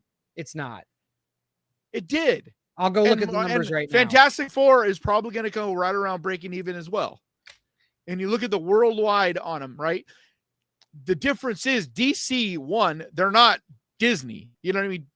They don't own, like, it's not nearly as big of a fucking, but more than that, DC has just had, look at the last couple DC movies. Like, they're like losing hundreds of millions, not even coming close to breaking even. The budget. Look at the fucking, look at Madam Web, dude. I mean, look at the movie. I'm telling you, look at Craven. Look how much money DC has lost on their last like 4 or 5 movies. That's all I'm saying. I'm not saying that Marvel. Craven wasn't DC. Yeah, it is. No, Craven is a Spider-Man villain. Sony. Well, but Craven's also Marvel. I mean, it's Sony, but Craven is a Spider-Man villain. No, I know, but it's Sony. So like that's not a Marvel issue either. Sorry, I'm doing some math here.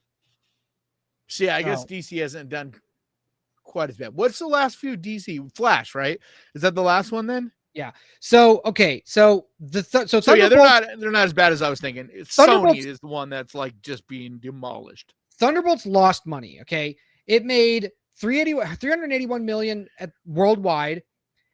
Okay. Half of that goes to the theaters. So cut that in half for your and it was box like what office. $200 million budget. It was 180 million. We can call it 200. I'll call it 180.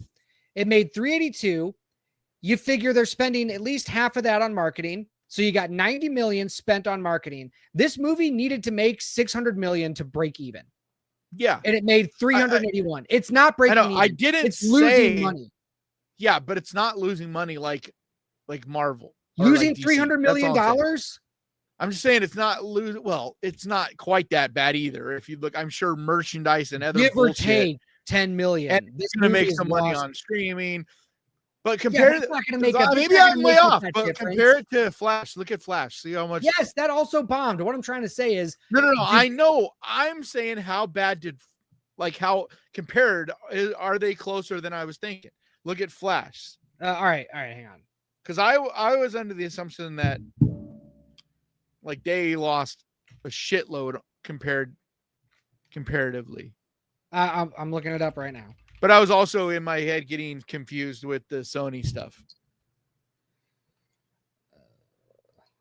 Because those are the ones that are just being demolished. What year did that come out? 2022. 2023. Yeah, 2023. The Flash film 2023. Oh my God. Yeah, no, this movie. Oh God. This movie, okay, because they were lying about budgets. Because they're saying I've heard 260 to 300 million. Yeah, but it says, but what they're saying is anywhere between it was more than that. 200 to 220. So that means it was probably closer to 260 or 300. It made 271 in the box office. Yeah. So yes, this lost a shit ton more than the Thunderbolts, and that's what I'm saying. Like, when we're talking about Marvel's hundreds, doing good, but even on a movie that they thought they knew wasn't going to do it, they knew Thunderbolts wasn't going to make. Like they knew they thought it was. No, they just, like I told you from the beginning, Marvel, their eggs are all in the Fantastic Four basket. I know they weren't in Thunderbolts. Now, if they lose, if like Fantastic Four does the same kind of numbers as Thunderbolts, then now it's a problem. You know what I mean? Well, that's what I'm saying.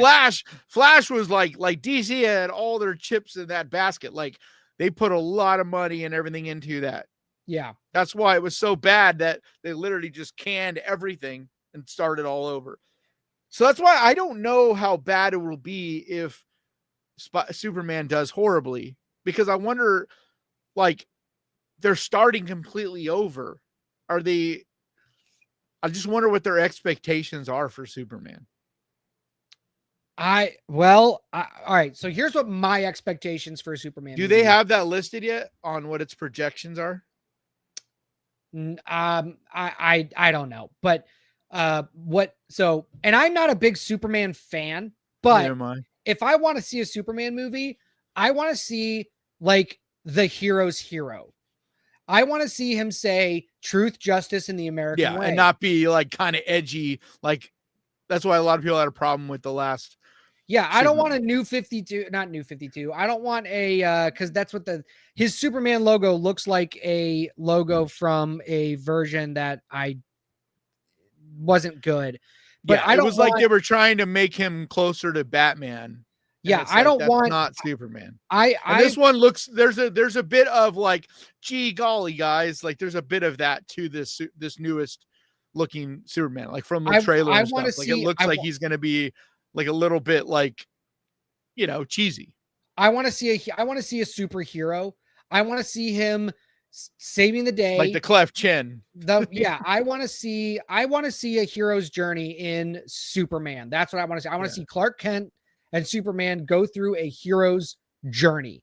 I want it to be as typical as possible for a Superman movie like this. That's what especially when you're setting up a brand new universe. Like exactly. I want to believe and that's why I Superman is wonder the if greatest they're, good of us. because I feel like they should be looking at it as, even if this movie doesn't kill, it's the beginning. Like, you're planting a seed. Like, there's only so much you can do. I disagree. I think But I doubt it. I a mean, plethora of source material that you can tap into to make a good story. But no, I mean, I we'll agree. see. I'm We'll not. see. No. I'm not saying they can't. I'm saying if I was DC, and I'm like, you could. It's what I'm saying is, I can't imagine DC feels like they're putting all their chips into this one basket, even though I kind of think that they probably I are. think they are. But they shouldn't be, because like if you're rebooting everything and starting all over, like you gotta be. It's kind of like hiring a new coach. They It's can't like make a Batman you movie. lose the first game, and you're like, all right, we need another coach. They can't make a Batman movie for another like 5 years because Matt Reeves finished his script on the Batman, and that's not coming out until 27. Yeah, Like they're DC's still they got hurting, a bunch man. of Like, movies they're in the fucking process. hurting. Jerry says none of my beeswax, but are you two friends out in the wild or just on the interwebs? No, we're buddies. But the only problem is we live on the opposite coasts of the country. Coast, yeah. That's the only problem. But Kanan we came would hang out more if we weren't like. Yeah, we would definitely hang out if we're in the same area. Kanan came and hung out on the set of the Hellgate when we were shooting that, and that was a good time. And then I hope to go to AFM this year, or somewhere close out there in Cali, and we're gonna hang out then. So yeah, we're buddies. You know, I would say too, the internet is very different than network TV. So what I mean by that is I think most podcasts and things that you see on YouTube and on the internet, there's a lot more authenticity to it. Like a lot of the people you see are actually friends. Yeah. Like it's different than like network TV, like even to this day, like if you watch ESPN or whatever, like, dude, they're just colleagues. Like very rarely do any of them really like would hang out or really talk or, you know what I mean? Be actual friends. Like they just work together. Right. But the internet is just very different.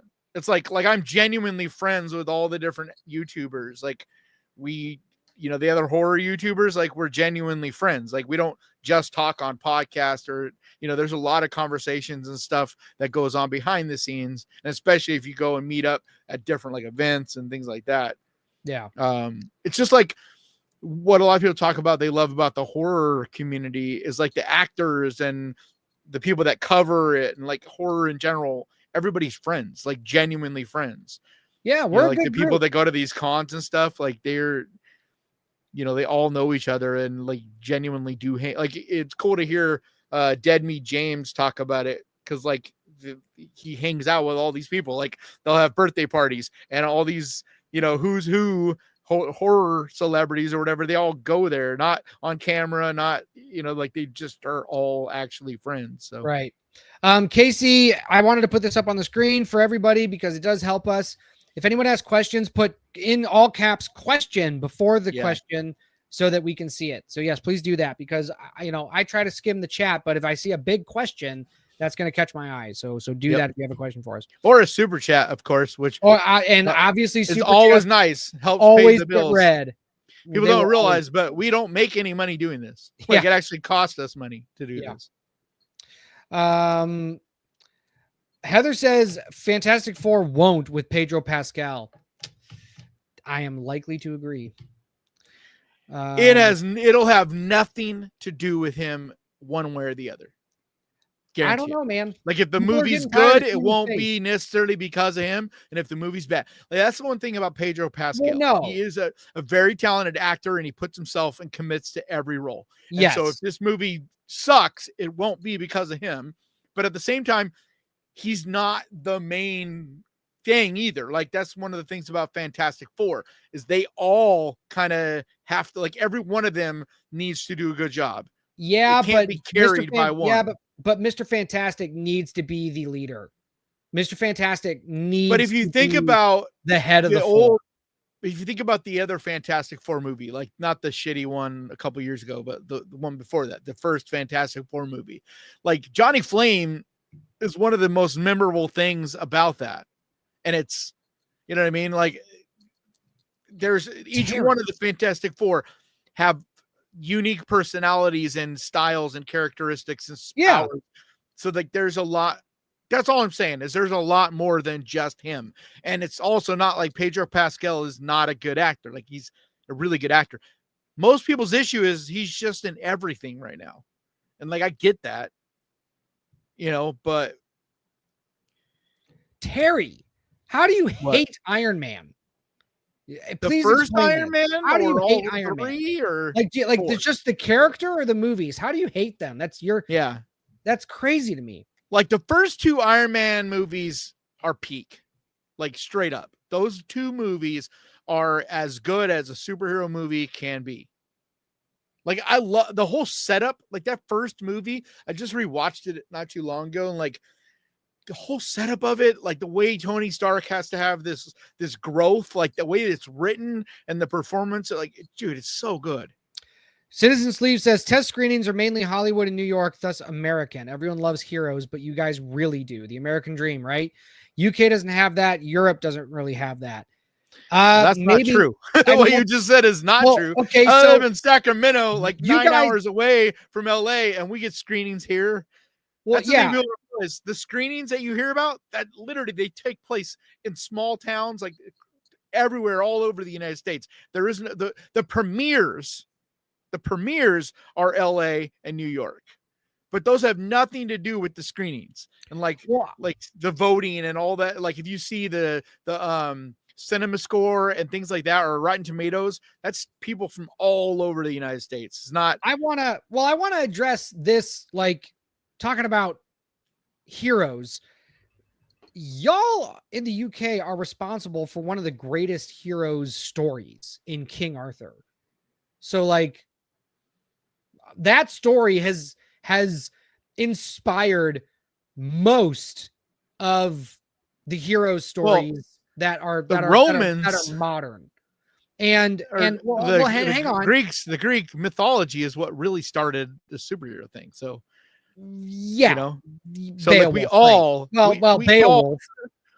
All Beowulf. of them. I mean, like you can go back hang before on, that, Mesopotamia, yes, but that's what I'm trying to say. Like, I'm the talking Odyssey, about, dude, is like the superhero story. It's yeah, but I'm not talking about superheroes. Like I'm talking about just heroes, just the hero. I said superhero. I meant hero. The Odyssey is the original hero story. But I'm not. Well, Beowulf is before the Odyssey. Yeah. Isn't Odyssey part of mythology, like Greek mythology? So when we're talking about age, because hold on, Beowulf is Viking Norse origin, right? Story. Yes. Hang on. Well, the one I was thinking of is actually before either of those, and it's the Mesopotamian story of what's his name, where the flood story comes from. Damn it. All right, never mind. Beowulf might be a little bit newer. It says it was produced around 975 to 1025 AD. And that's still pretty fucking old. But yeah, I don't know when the Greeks.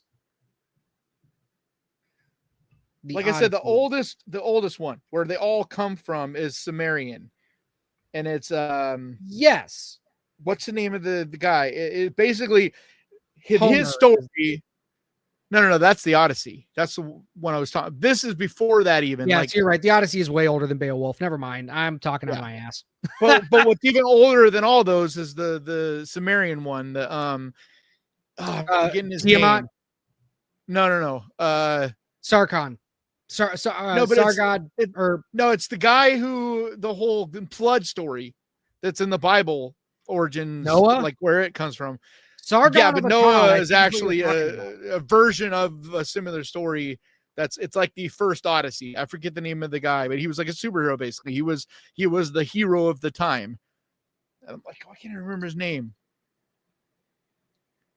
But it's like the first hero story. But anyway, all right, you're throwing me off. It's basically what I'm saying is heroes are a human thing. They're not a Western culture. They're not, Yeah. you know what I mean? They're literally a human thing. Every single culture ever has stories of heroes. Look, what I'm trying to say is, what Citizen is saying is that the hero love is more of an American thing. But the contrast I'm trying to make is that the UK is responsible for one of the greatest hero stories. Epic of Gilgamesh. Epic of Gilgamesh is Gilgamesh, the right? Okay, first. yeah. It is the first written down hero story. Great. I'm happy we figured that out. What I'm trying to say is that it's culturally speaking, England is a little more responsible and a lover of heroes, and even more modern is. But I don't agree. They're just older, man. I just said even more modern is Tolkien's fantasy epic, The Lord of the Rings. Yeah. Like that is also like one of the greatest hero stories ever told. Because English. What you're saying, what DJ is basically saying is that superheroes are just horror or just hero stories, period. Like you can call them superhero because it's like a different twist on it all. But like what I'm talking about, go back to Epic of Gilgamesh, it's all just simply hero stories. And England is our parents, you know what I mean? Like, well, yeah, but I mean, there are stories about heroes, and the UK is our parents. Like, all our stories came from the UK. Like, most Americans, we have at least some blood in us from, you know what I mean, that came from across the pond. Because even if you have Native American in you, a lot of you Native people still have, you know, European. There was some crossbreeding. There was some crossbreeding. Yeah, either way, I'm just saying, like, there's European blood runs through most of Americans, and then our country is founded on people that were literally straight up from there. So, like, our stories and all that, you know, it comes from those older stories. Let me see. But here. I think people love stories. And all I was saying, and when this whole thing got derailed, is that be careful what you wish for. And what I mean by that is when you talk shit and you dog on a movie because you walk out of the theater and feel mad because something sad happened, like a hero at the very end dies at the end, and you're like, dude, that's fucked up. Fuck that movie. And you talk shit about it and all that. That's fine. It's your prerogative. But be careful what you wish for, because the more you talk shit about endings and stuff like that, what you're doing is you're voting for the happy endings. And the problem with that is you eventually will end up in a world like where we're at with Marvel right now, where everything is boring and dull and cookie cutter. It's like what we're seeing with Blumhouse, where they're just trying to make shit that makes everybody happy. And that doesn't work. And they're trying to make everybody happy, but making nobody happy. Yeah. And that's why the best way is to just be a fucking artist and make art. It's like why I love 28 years later. I know there's problems with it. I'm not saying there's not. I know a lot of people didn't love it. That's fine. But I'm like, at least the guy's got big fucking set of brass balls on him and just did his fucking thing. Your cat is beautiful, even with the holes in its head.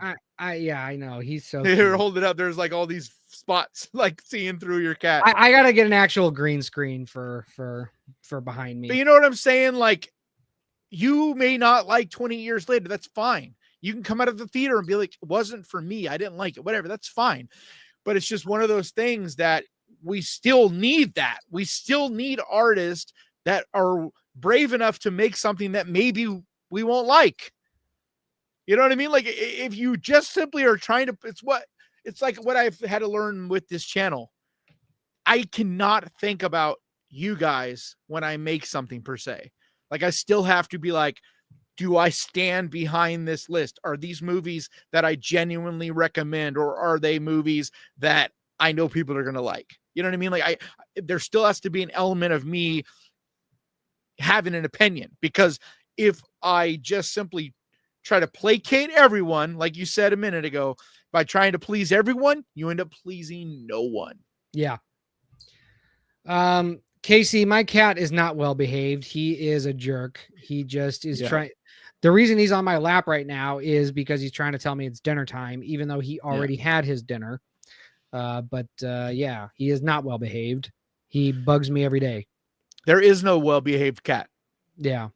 There's either a cat that's kind of old and fat and lazy and just kind of lays around a lot, or there's a strong-willed younger cat that just does whatever the fuck it wants. Like there is no well-behaved cat. And he's in between those ages right now. Yeah. Because he does kind of lays around, but like he still gets the zoomies and he still like wakes me up when he thinks it's time for breakfast and it's not. And like I adore cats, but yeah, they he's very much are just their own thing. Like they're not like dogs. Like dogs, there is such a thing as training them and getting a well-behaved dog. But cats, I don't care. You can do some stuff and train your cat some. But like I remember having cats that every morning, like you said, would bug me for food. And I tried for years to break them of that and tried everything in the world to get them to not do that. Doesn't matter. They still do it because cats do what the hell they want. Yeah. Oh, he's a good boy. He just bugs me. All right. What else? What do we want to talk about before we get out of here? Caught up on the chat. Okay. Everyone's talking about my cat. Let me scroll up a little bit. Everybody's correcting us on the Odyssey and stuff. Thank you guys for doing that. Correcting. I'm the one that there's no correcting. I'm the one that said it was old. Yeah, but they got to it before us. That's what I'm trying to say. Okay. Otaku says Samwise is a real one. Yep, Samwise Gamgee, real hero. Gilgamesh, see. Tenderloin stew figured out before we did. John says, question, didn't Deadpool and Wolverine make a shitload of money? Yes, it did.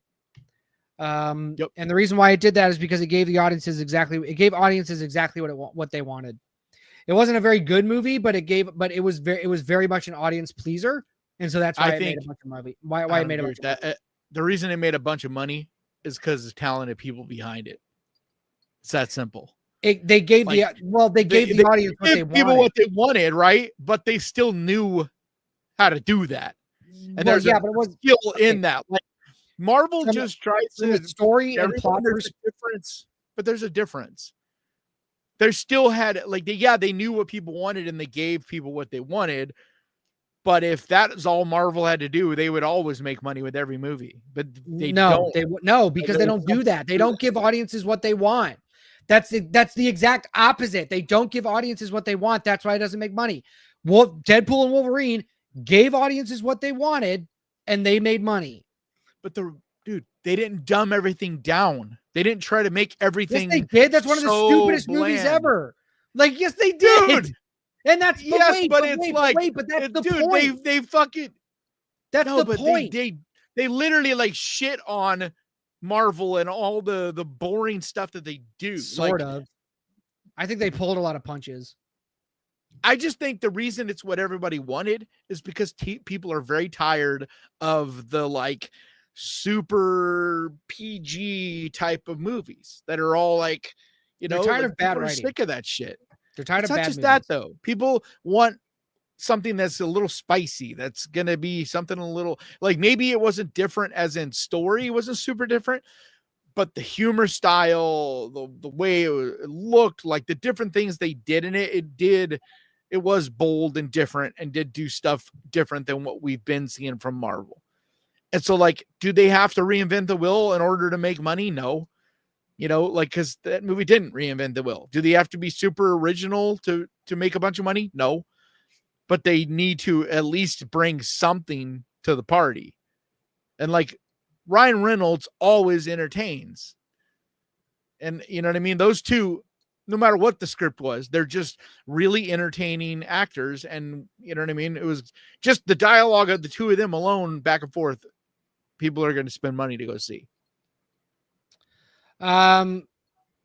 Seiya says, I'm sure there have been stories about heroes back in the Stone Age. Well, yeah, we're just talking about the earliest recorded story is Gilgamesh, I think.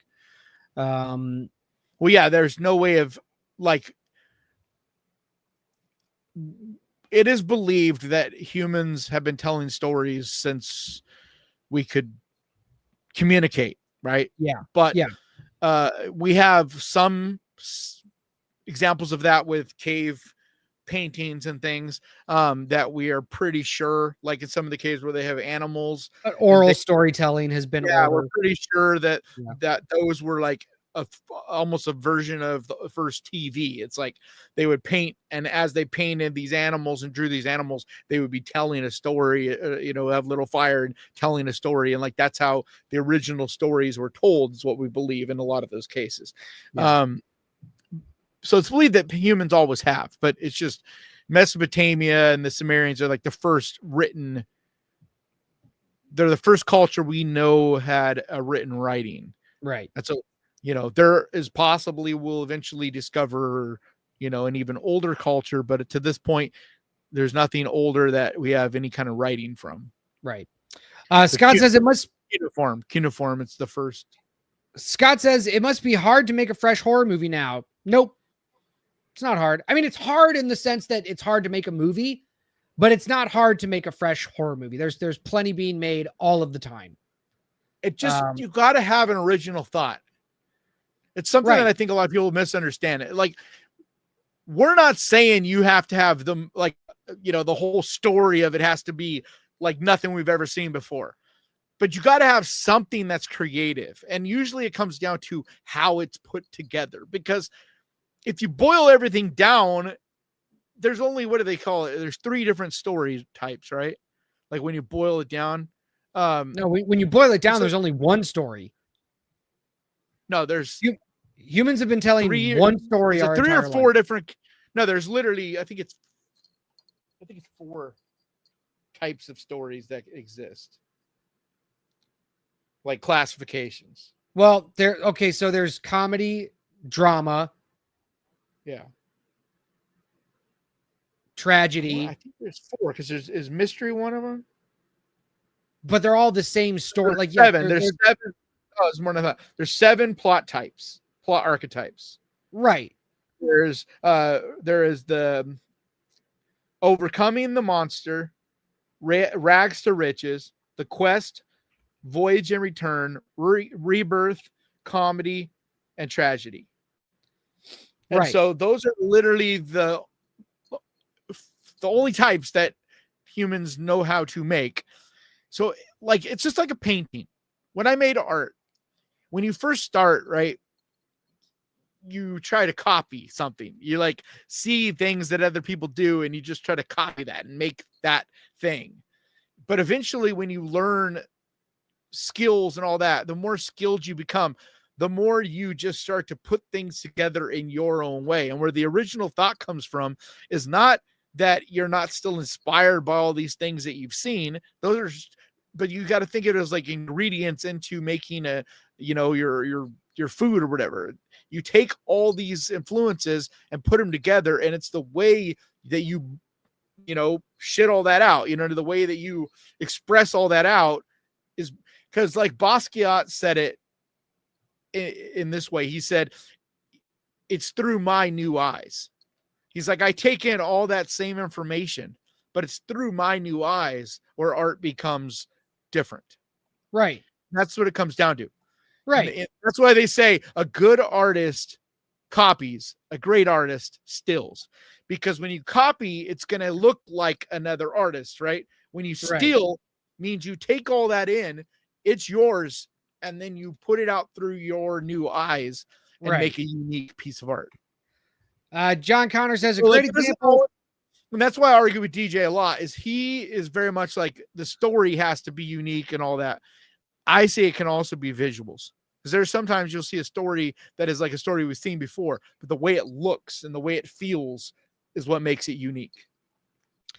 John Connor says a great example of a filmmaker trying to be original but didn't catch on was A Cure for Wellness. Such a beautifully shot film and one of the first of Mia Goth. Yeah, I really enjoyed A Cure for Wellness. The only problem I have with Cure for Wellness, and I think the only thing that held it back from being like, and I think it still could end up being a cult favorite eventually, like kind of being rediscovered, but I felt like the very end of it, like some of the effects they use, like CGI kind of stuff, does not look great. Yeah, yeah. I'm just saying the very, very, very end, that final showdown thing, was a little bit like, and it's like a lot. Like, for instance, I don't think,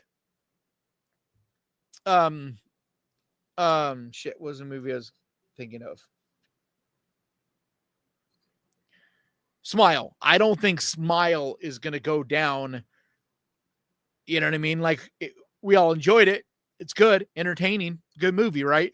But it's not going to be something that we really talk about in 20, 30 years from now, not like as a classic. And then it was the ending. The ending held that movie back.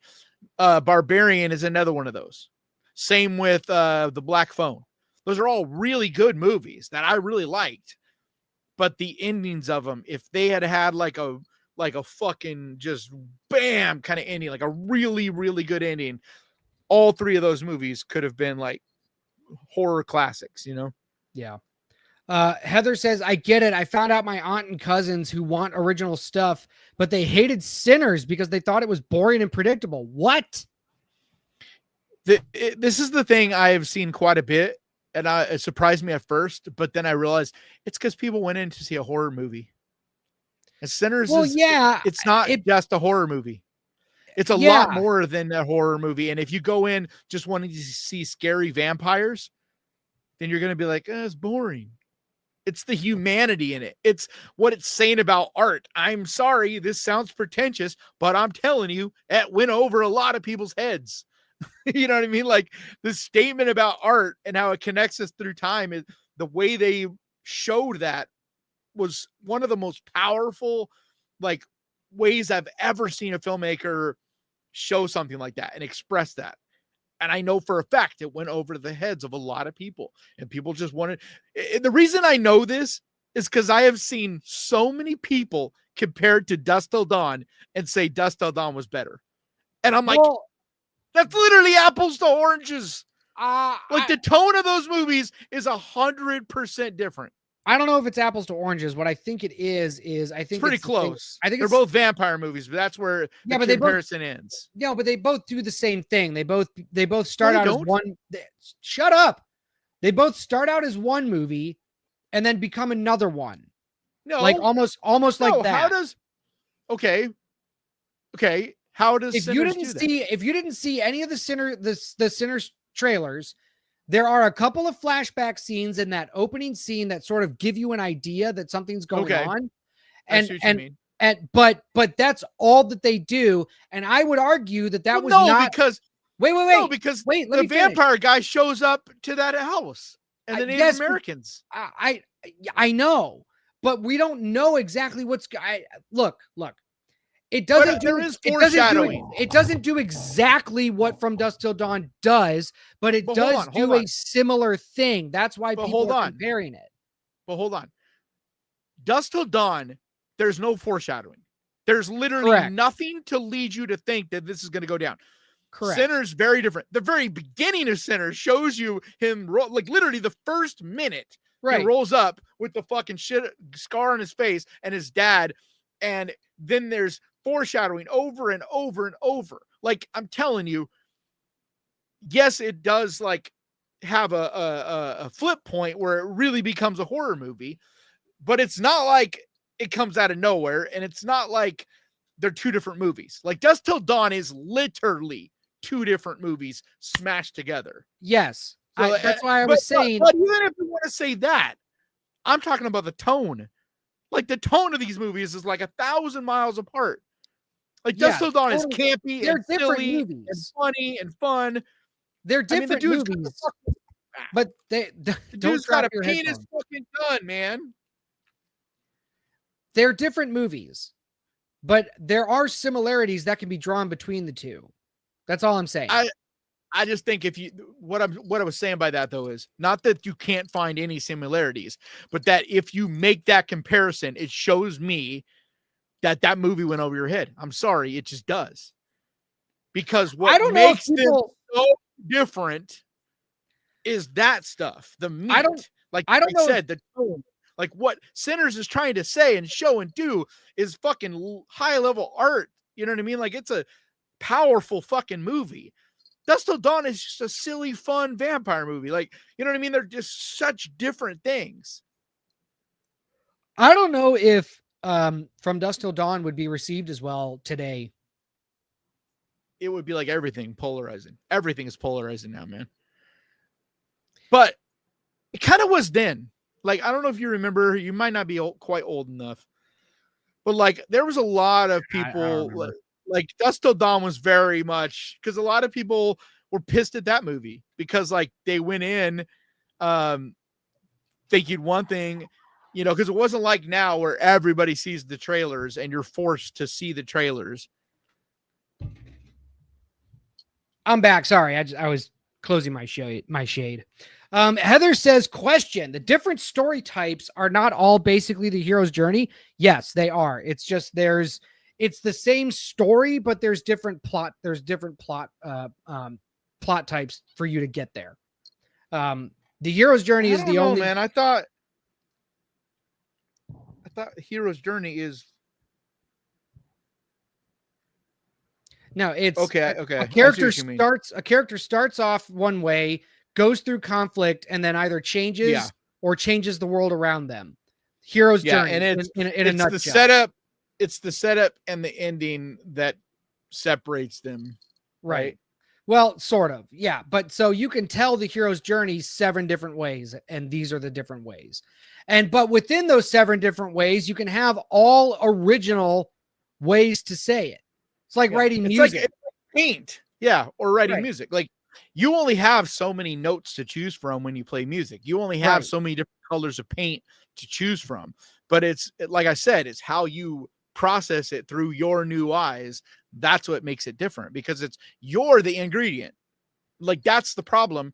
And that's why I know DJ agrees with me on this too, is like a lot of these writers don't have the journey. You know what I mean? They're not having to go through the shit to get there. They're not having to earn it. There's a lot of these studios like Blumhouse that are just throwing money at these people that do not have the experience. Like Night Swim is a perfect example.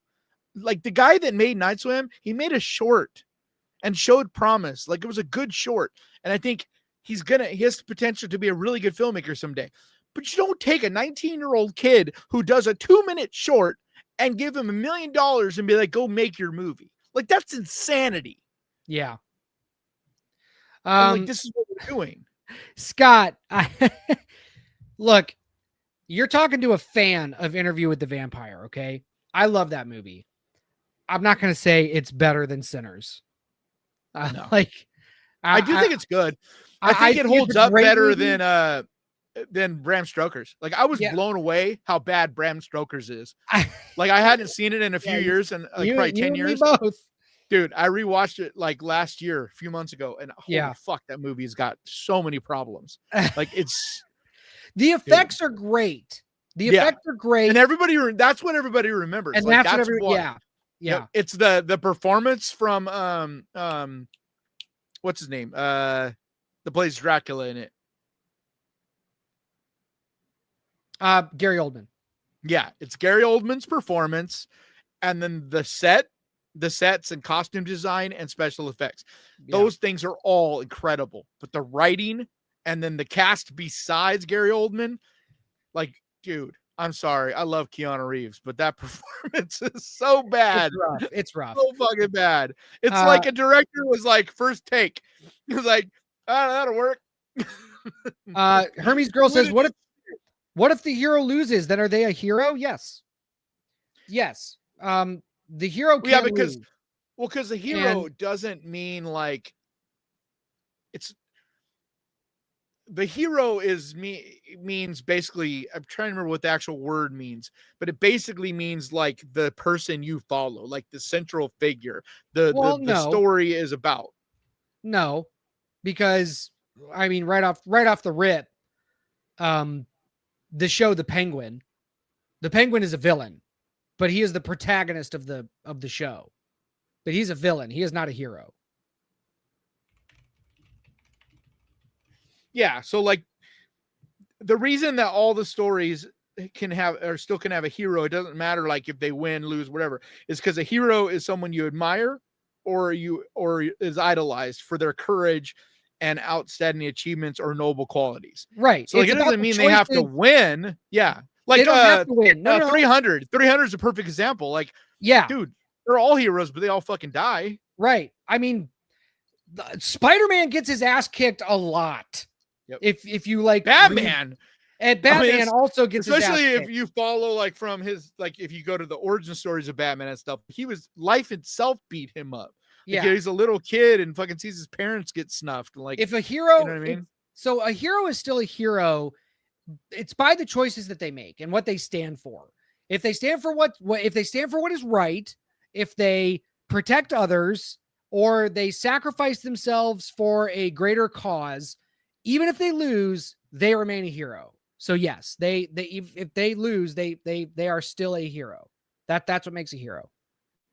But they are still, like I was saying, your central figure in your story. And that's why it's all a hero's journey. Yeah, but because the story's about them. Right, but the hero's journey is just the title of the archetype.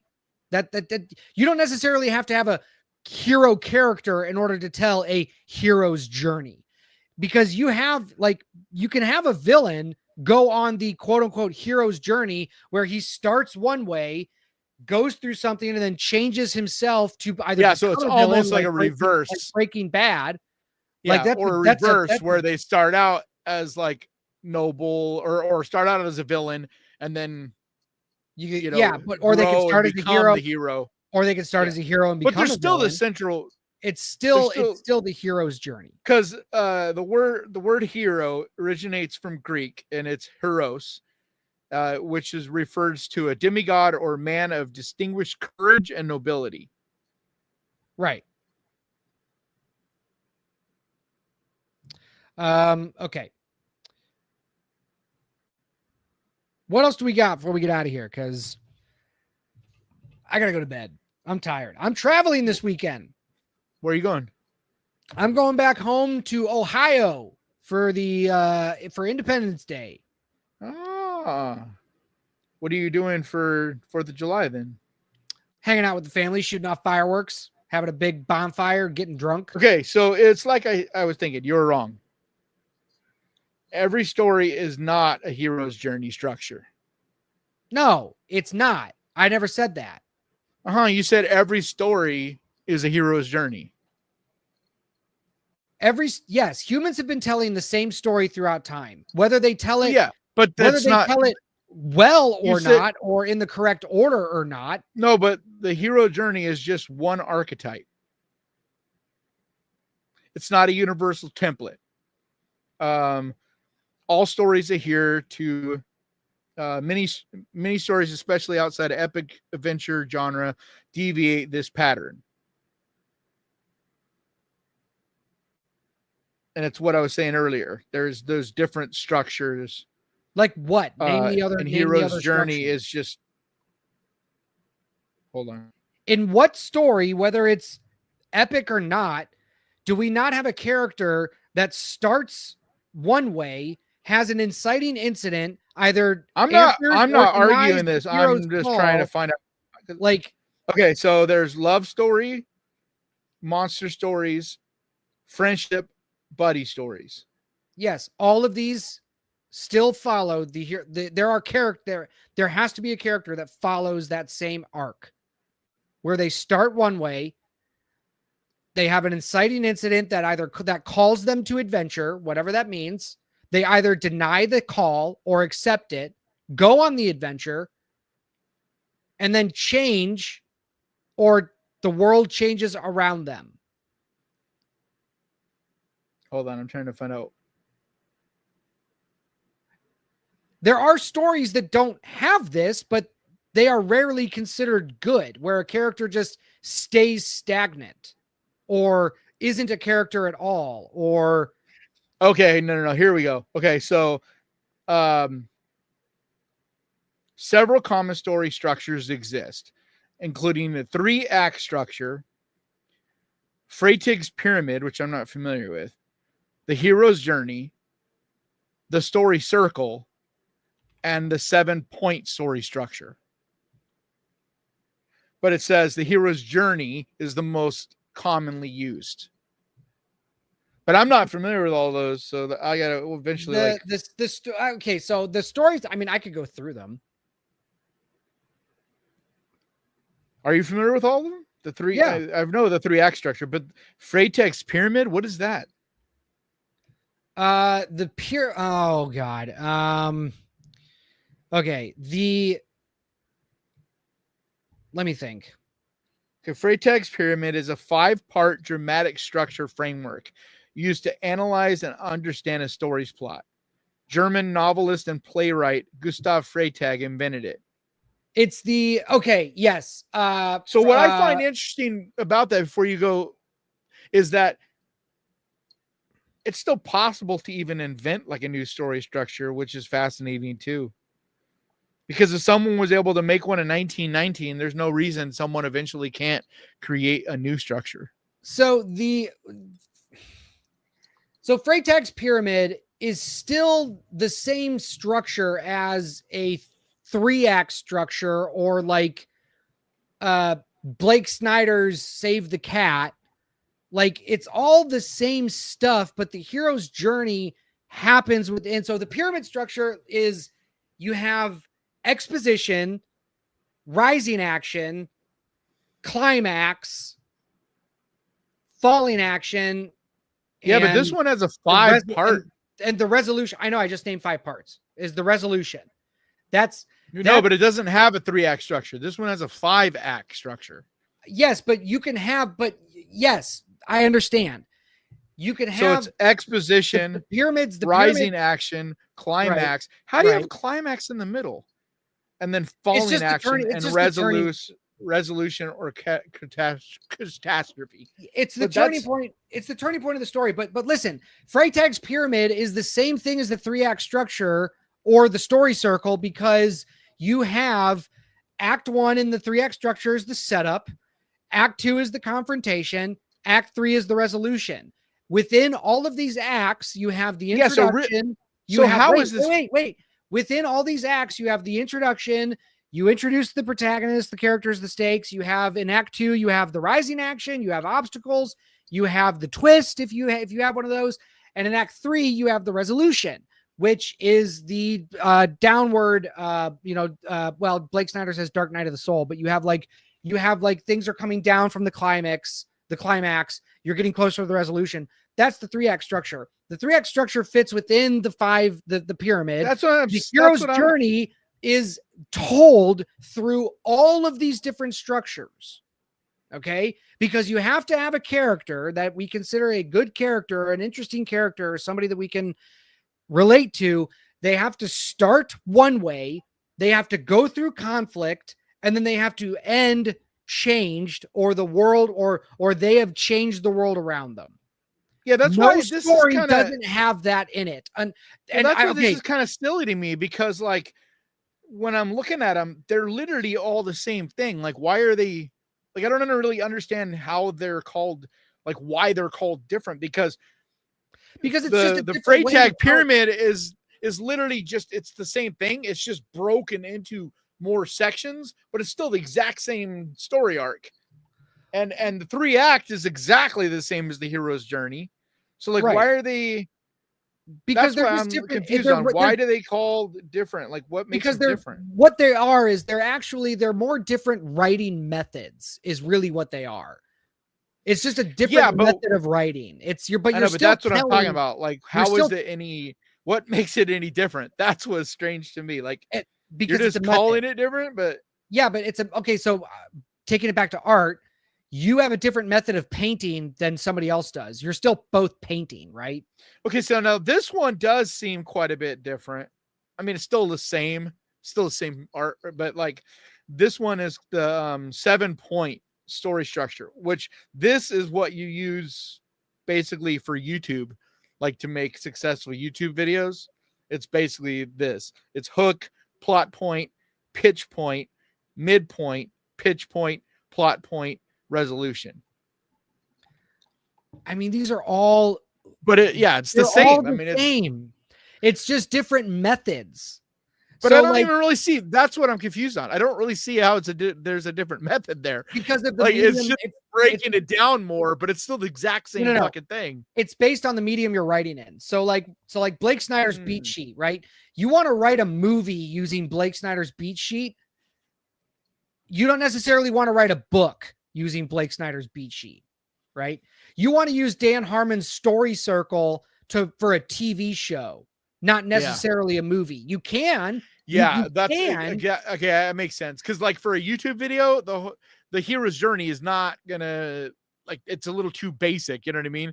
Whereas that 7 part is like really, you know what I mean? It shows you all the different stages to make that arc. Yeah. So that makes sense. Yeah.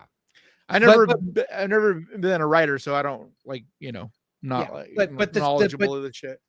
But the hero's journey is still told in all of those different methods. The only I think regardless, I think it's still the oldest. Regardless of what you say, I think it's like, or what they say in there, I think it still is the oldest story structure. Like it's the first story structure. Yeah. Because like all these other ones are newer techniques from what I was looking at, but I think the hero's journey is kind of like the original structure of a story. Yeah. Okay. Wow. That was because, like we said, the Epic of Gilgamesh is literally a horror hero's journey. I had to think about the pyramid for a second because I didn't study that as much. I studied the story circle. I studied the hero's journey. I studied Blake Snyder's beat sheet or the Blake Snyder, which, by the way, any aspiring movie writers out there, Save the Cat is a book that you have to read. I think I have my copy. Where did I put it? I don't have my copy around me. Where is it? Yeah, they don't have that one on here. Here it is. Got it. Oh, okay, because these are just the common ones. Come on, there's Dan Harmon Story Circle. Damn it. Well, I have my copy of Save the Cat. Let me look it up. It's not expensive and it's on Amazon. Oh, it doesn't matter. Quick Quack. It's a Caribbean story structure. Man, there's tons of different story structures.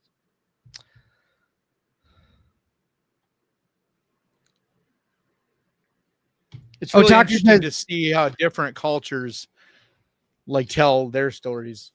Otaku says, "Is Weapons supposed to be any good?" Same director did Barbarian. Hopefully it'll be good. We don't know. Hopefully it'll be. All right. The only one I know people that have seen is Together, and they all say that it is going to be the movie of the year. So, yeah, I've been hearing since people I really trust saw it back in fucking February. So, because I know 4 people who were at South by Southwest and saw it, and they were all just like, dude. The problem is none of them saw the trailer, and every one of them has told me, like, if you've seen the trailer, each one shows you more and more, and it's like the less you know, the more blind you are going into that, the better. But unfortunately, like just like with Companion, like we all know there's some basic. I mean, the fucking poster has them. It's terrible. It's terrible. Companion's so good if you go in blind. Casey says, got everyone silently entranced with the pyramid. Either that or we bored them to death. Dude, I'm obsessed with fucking Egyptians, dude. Like, I can't see it. I think he was talking about the pyramid structure. No, I know, but I was just reminding me that I'm obsessed.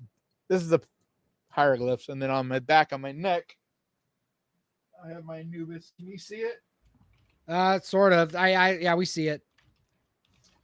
But yeah, I love everything Egyptian. Even though that was a different kind of pyramid.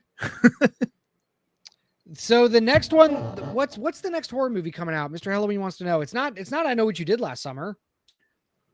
No, Together is the next one. Together's.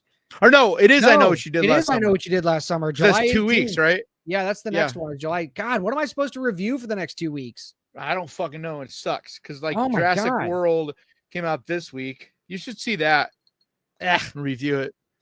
All right, but it's a big blockbuster, dude. But I'm a horror channel. Dude, Jurassic World Rebirth. It is like closer to the original one. Dude, it's got like genuinely a monster in it. Like at the end of the movie, there's this mutated fucking thing, and it is literally a giant monster.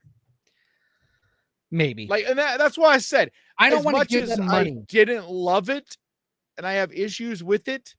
it's still definitely, it's more of what we have, like, it's worth seeing compared to the last couple. Like, the last couple are fucking garbage and they just feel like they're just trying to take money. This one actually feels like some people cared, and like there's actually some really cool ideas in it.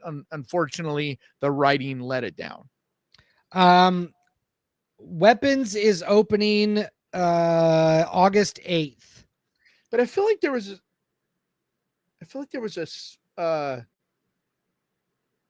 like a smaller, there's two smaller horror movies. It's a remake. I'm trying to remember. Yeah, Abraham's Boys. Oh, yes, that's right. Abraham's Boys. But I don't know if that's in theaters or not. Oh, I hope it is. I want to see that. And then I know what she did last summer. But then there's two that come out July 25th. The Home, which stars Pete Davidson. Have you seen that trailer? I don't think so. It actually looks pretty cool. And then the one I'm really interested in is the House on Eden, because it's made by Chris Collins, who is a YouTuber.